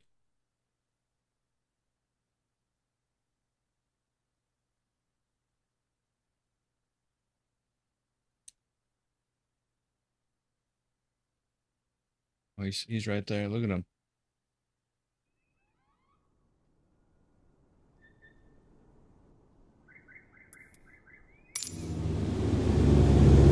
In this landing exercise, I want you to focus on staying on the glide path using the throttle only. Oh my Smooth gosh. action on the throttle is key for remaining on the correct glide path. If you find yourself too high, reduce your power. If you're too low, increase it. Remember though, always make soft corrections. You don't want to overcompensate.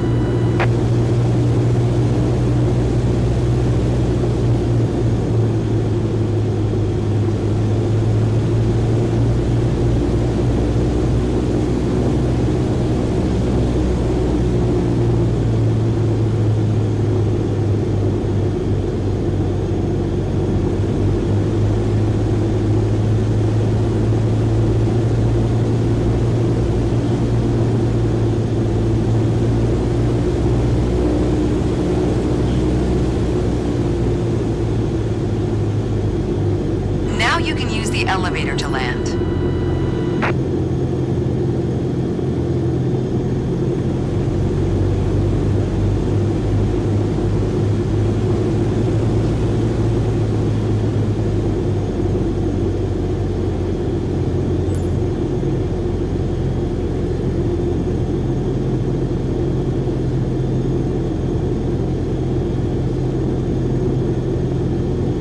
Reduce throttle to idle.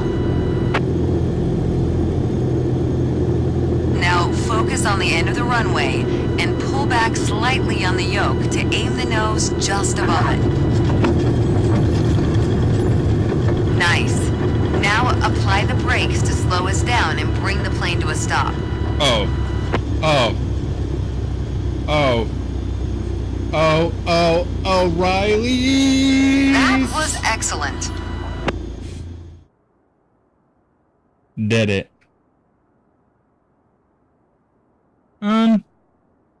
Probably for another hour or so.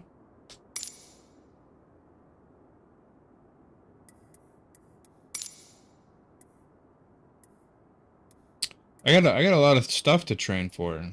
I gotta do this one. We gotta do this one. We gotta finish this one. And then we got hours to put in. So we're gonna be doing this today and then probably coming back at it tomorrow.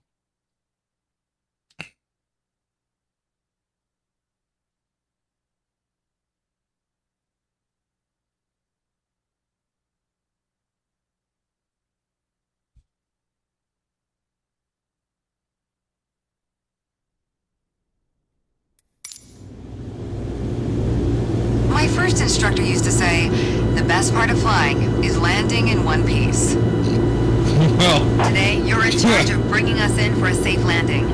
I don't know And if I've already that's set the us up in best landing part, but it configuration. is a very 65 important knots part. with 10 degrees of flaps and idle power. Keep your aim point on the runway threshold. When you're 10 feet above the runway, it's time to flare. Wait, what am I? Maintain 65 knots. Can I do that with the throttle?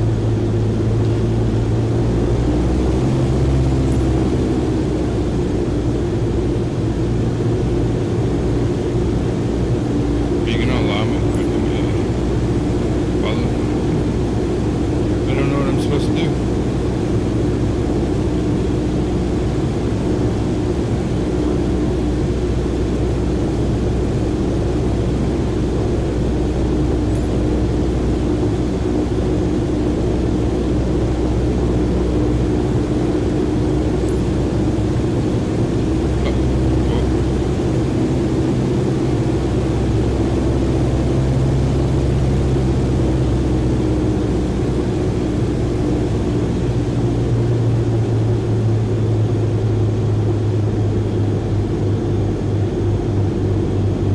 Am I not aligned with it? No.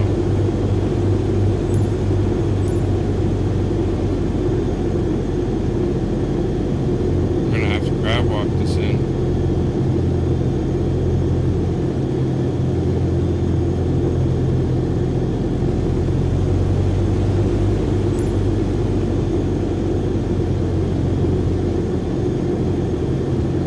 I have to grab walk it in.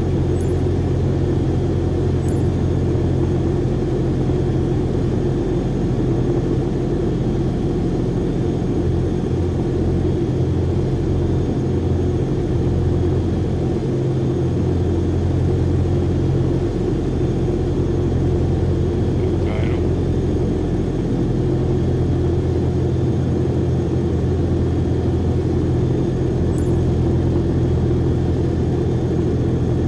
Reduce throttle to idle.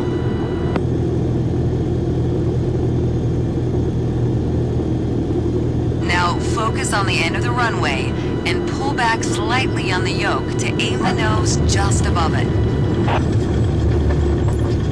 Nice. Now apply the brakes to slow us down and bring the plane to a stop. Nice. Let's go. That was excellent. It's up to 2,200 now.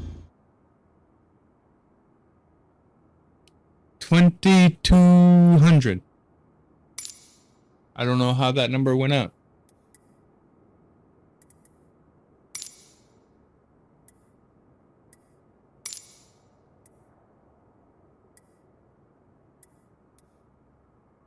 All right. Oh, throttle and yoke to land. Okay, that's what it was. Downwind, follow the traffic pattern to prepare for landing. First solo flight. We're about to get our solo. All right. If I'll be here tomorrow, hopefully. Hopefully nothing comes up tomorrow. So if you leave, you leave. I'll catch you tomorrow if you come back.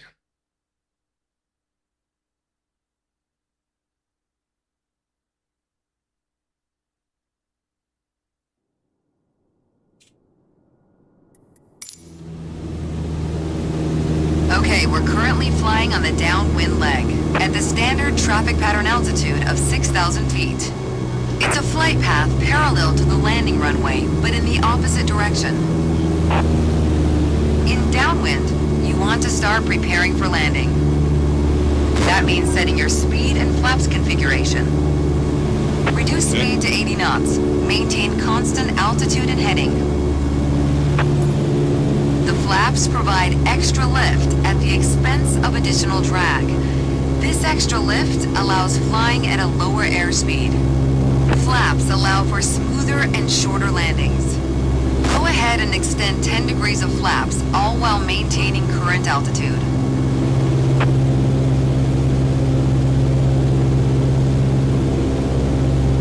We're gonna fly past the end of the runway here. Keep going until you see it at a 45-degree angle behind you. That's your cue to turn left onto the base leg.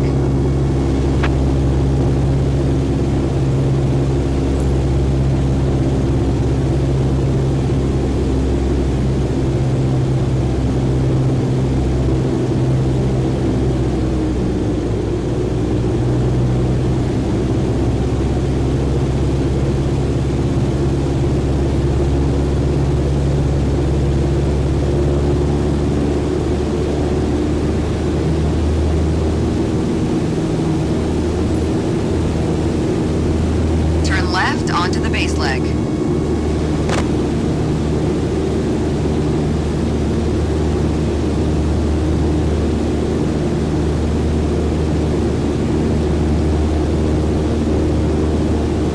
Gotta go to the base leg. Whatever that means. You need to stay in the pattern for the sake of this exercise. You said turn left. Okay, turn right. Alright, I'm sorry. I got my lefts and my rights mixed up somehow. That's one way to do it, I guess. Alright. Okay, we're currently flying on the downwind leg at the standard traffic pattern altitude of 6,000 feet. It's a flight path parallel to the landing runway, but in the opposite direction. In downwind, you want to start preparing for landing. That means setting your speed and flaps configuration. Reduce speed to 80 knots. Maintain constant altitude and heading.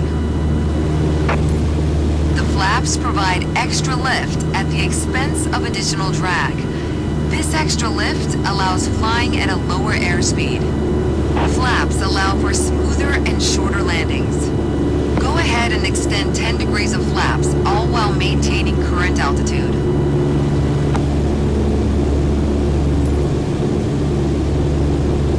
We're going to fly past the end of the runway here.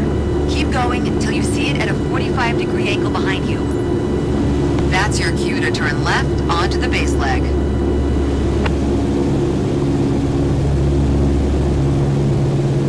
I think we're good.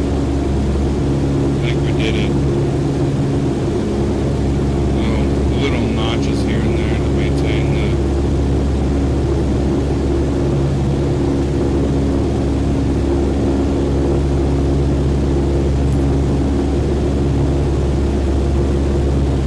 Reset a little bit. Turn left onto the base leg.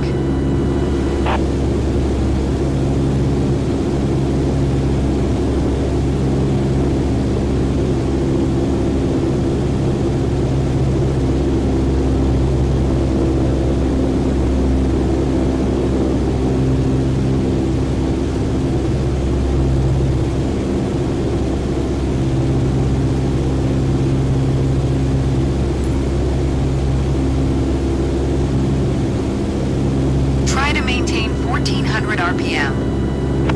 That'll also keep our speed around 65 knots. Keep an eye on the runway as we get ready for our final turn. Turn left onto final.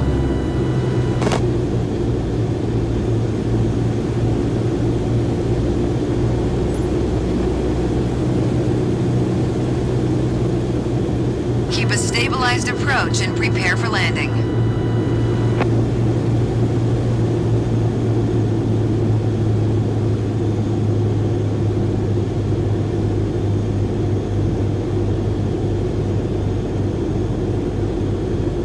We got this.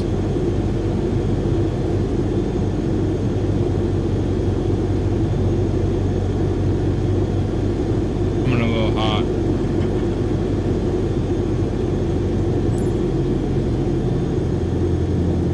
Oh no. Oh no. Stable. Stable. We're coming a little hot.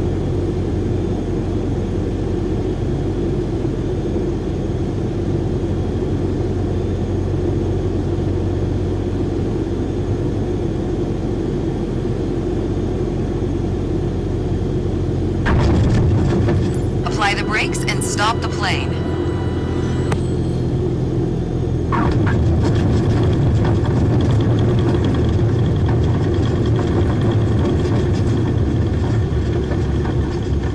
That wasn't too good. That wasn't good at all.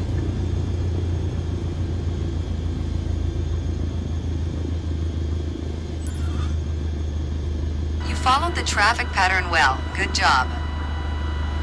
I guess I did alright. I'll take it. I'll take it. I'm just starting. What do you expect from me?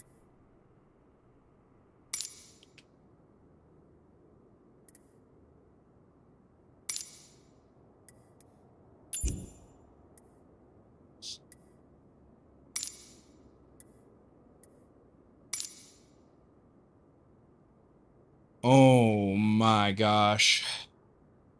Oh my gosh. Oh my gosh. Okay. 65 knots. 55 knots. 75 knots. 80 knots. 75 knots. 80 knots. 65 knots. 65 knots. Okay. Okay. I got it. I got it. We got this. We got this. Let's go.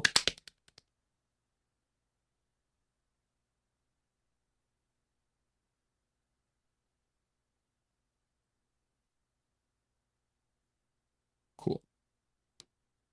Cool beans, dog.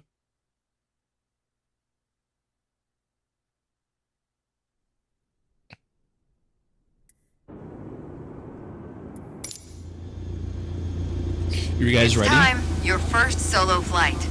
It's time. I'll be watching from the ground in radio contact if you need me. But something tells me you won't. Your goal is to complete That's Sedona's left-hand confidence. traffic pattern on your own. Remember what we covered in our previous sessions, and you'll be just fine. Okay. Good luck. See you on the other side. Here we go. You guys ready? Full power.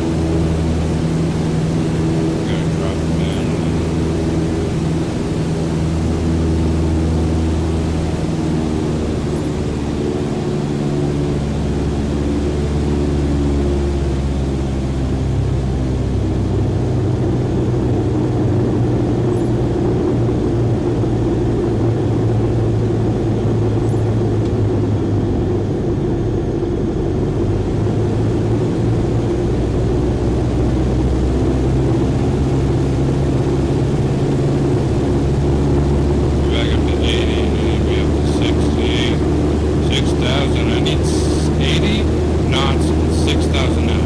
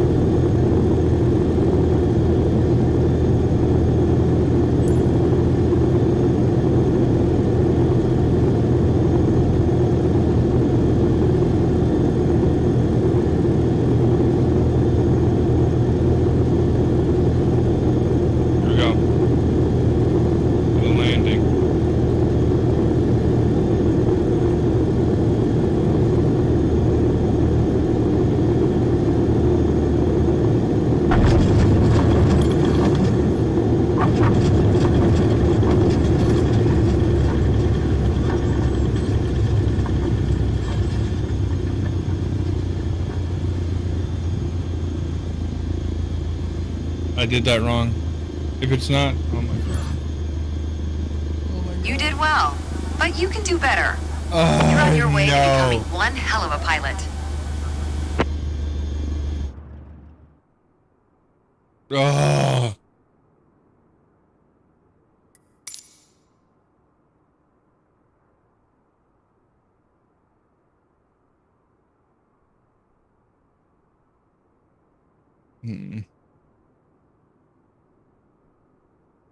Hmm. We gotta do it again. You have to. You gotta do it.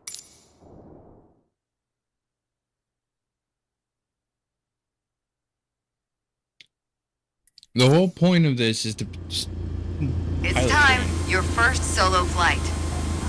I'll be watching from the ground in radio contact if you need me. Okay. But something tells me you won't. Okay.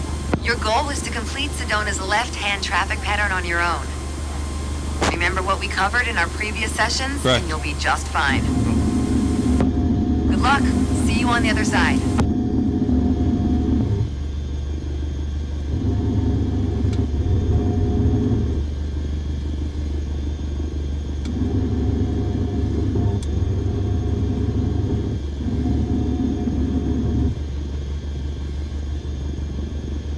Where are the flaps on here, though?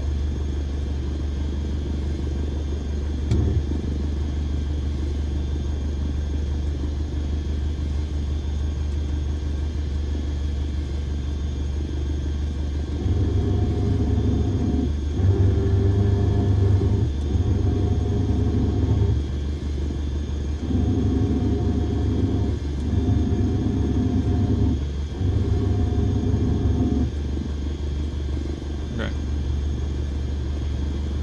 You guys ready? Here we go.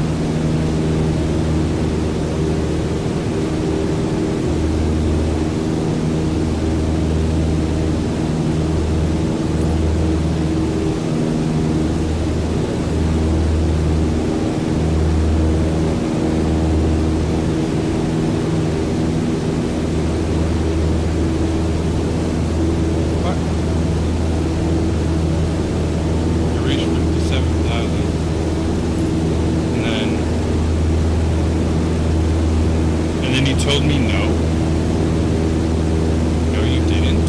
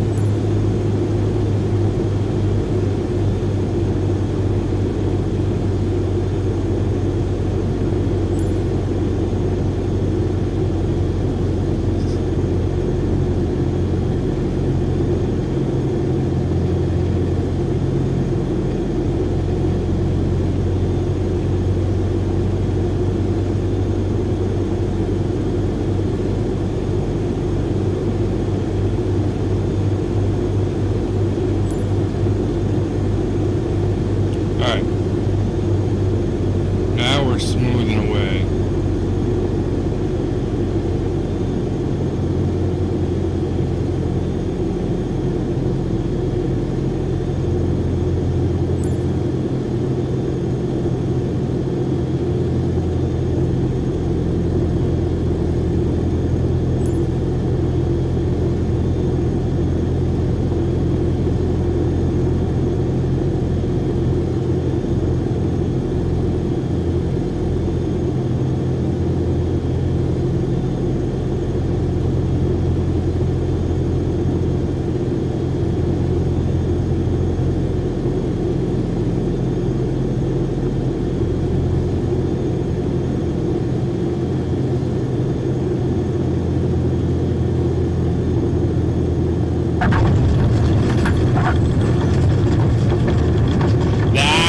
Was a rough landing.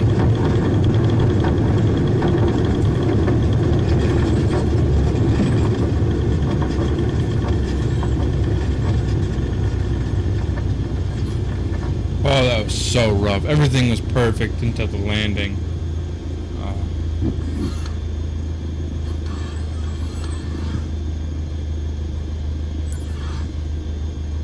You did well, but you can do better. You're on your way to becoming one hell of a pilot.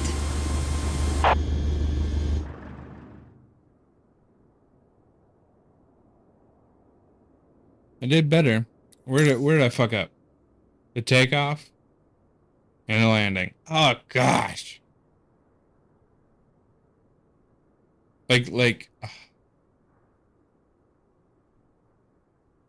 everything. Everything was great.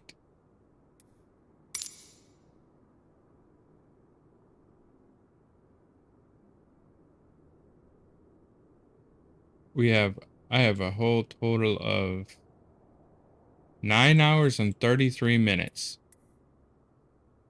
Pretty good. Takeoffs. 32 takeoffs. 3 at night. 9 during the day. Interesting.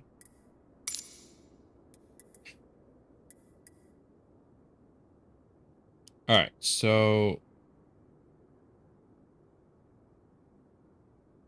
we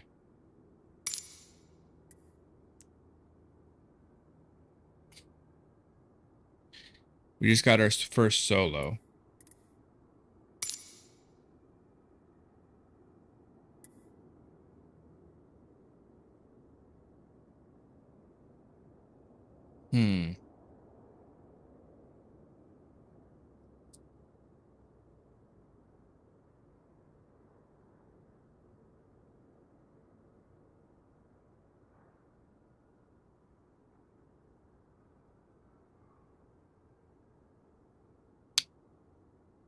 Okay.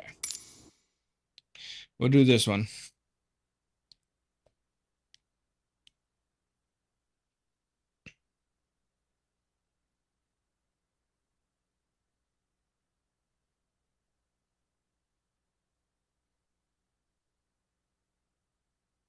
I got a dang hangnail.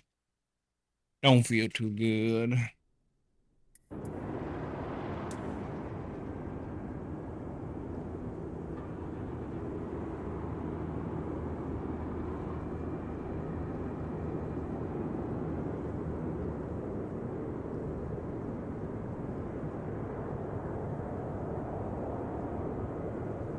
Alright. Today we're going to leave our familiar airport of Sedona and venture south to reach Flagstaff Airport. To guide us, we will rely on the navlog. It references the different legs necessary to reach our final destination. Local time is... Our first goal is to fly over the runway center at 6,500 feet with a heading of 41 degrees. By doing so, we will be perfectly set up to engage with the first leg of the navlog. After takeoff, we will continue crosswind as if we were following the standard traffic pattern. However, we won't turn downwind. Instead, we will continue climbing to 6,500 feet before turning on course toward the runway center. Okay, estimate you can time take off of whenever you're ready. 4 minutes 41 is when we should get to point 1.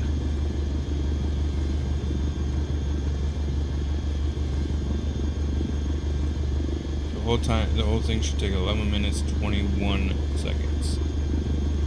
All right.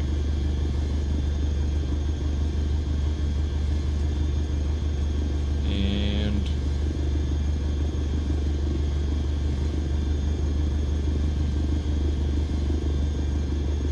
start.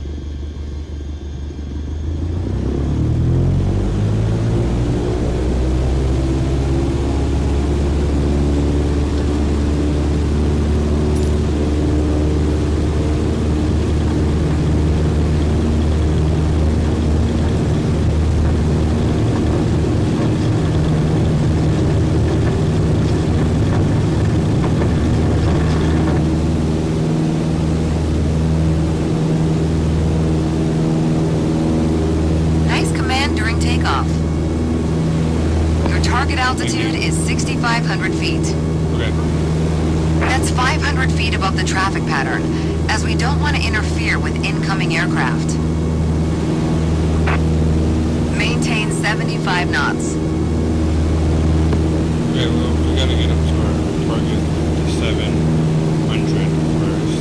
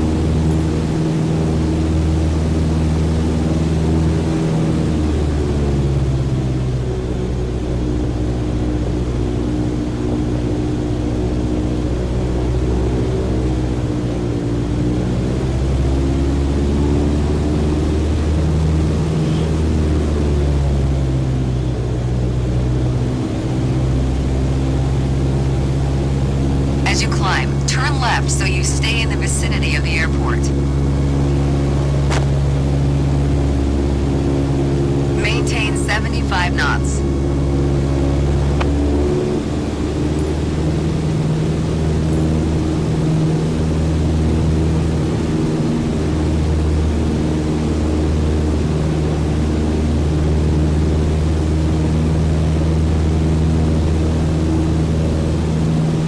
Maintain 75 knots.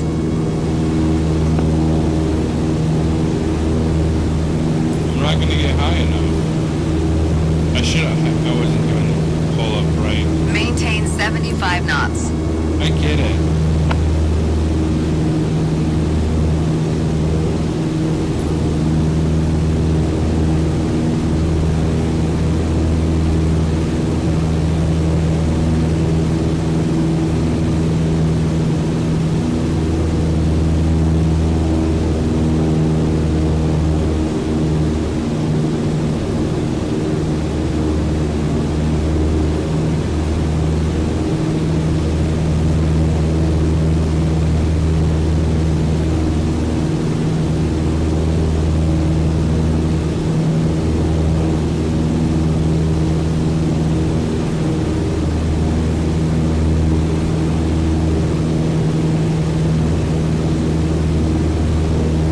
Maintain 75 knots. Shut up, Pope.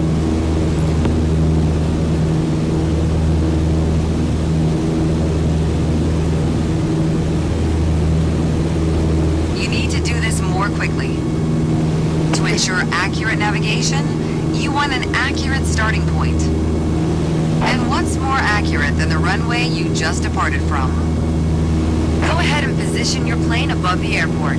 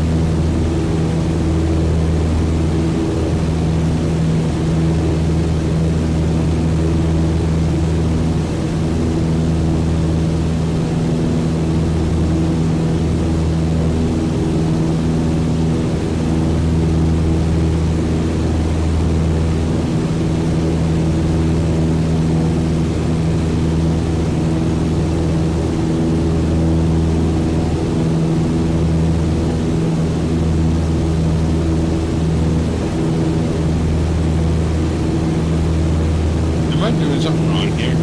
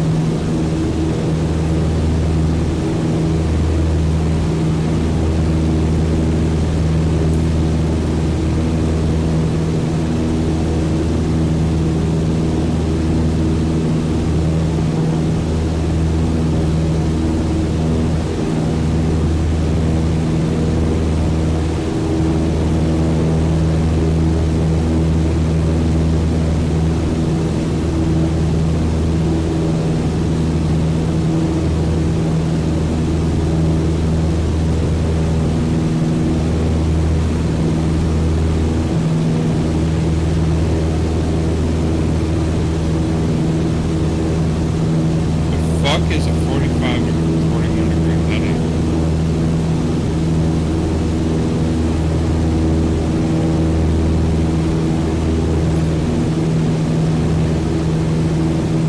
So that way.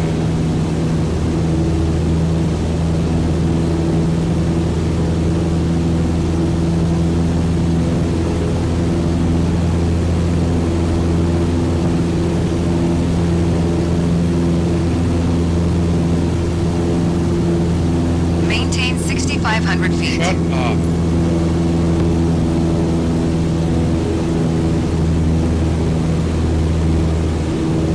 Maintain 6,500 feet. I'm working on it, okay?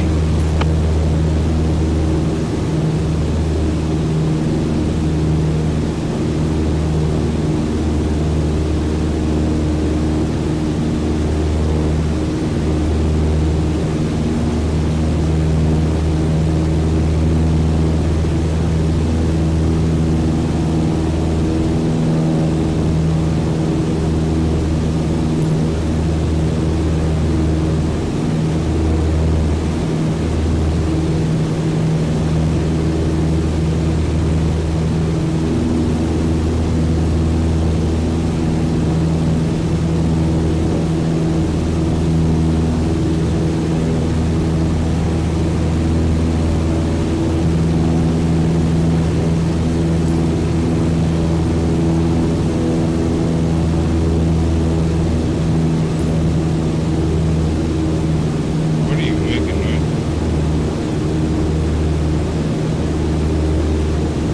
Where's 45? That's good. That's it for navigation departure. Well done.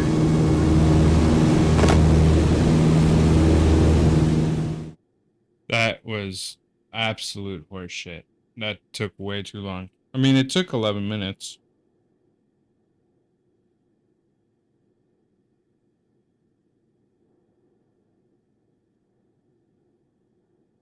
But that's it. I gotta go to bed. Some of us gotta work in the morning still. Alrighty.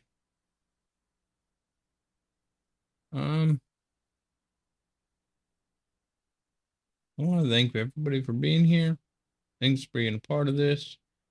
And yeah, we're gonna keep just going. I don't know where that just went. Nice. So until then, hope everybody has a great rest of their night. I hope everybody has a great day. I hope everybody loves somebody and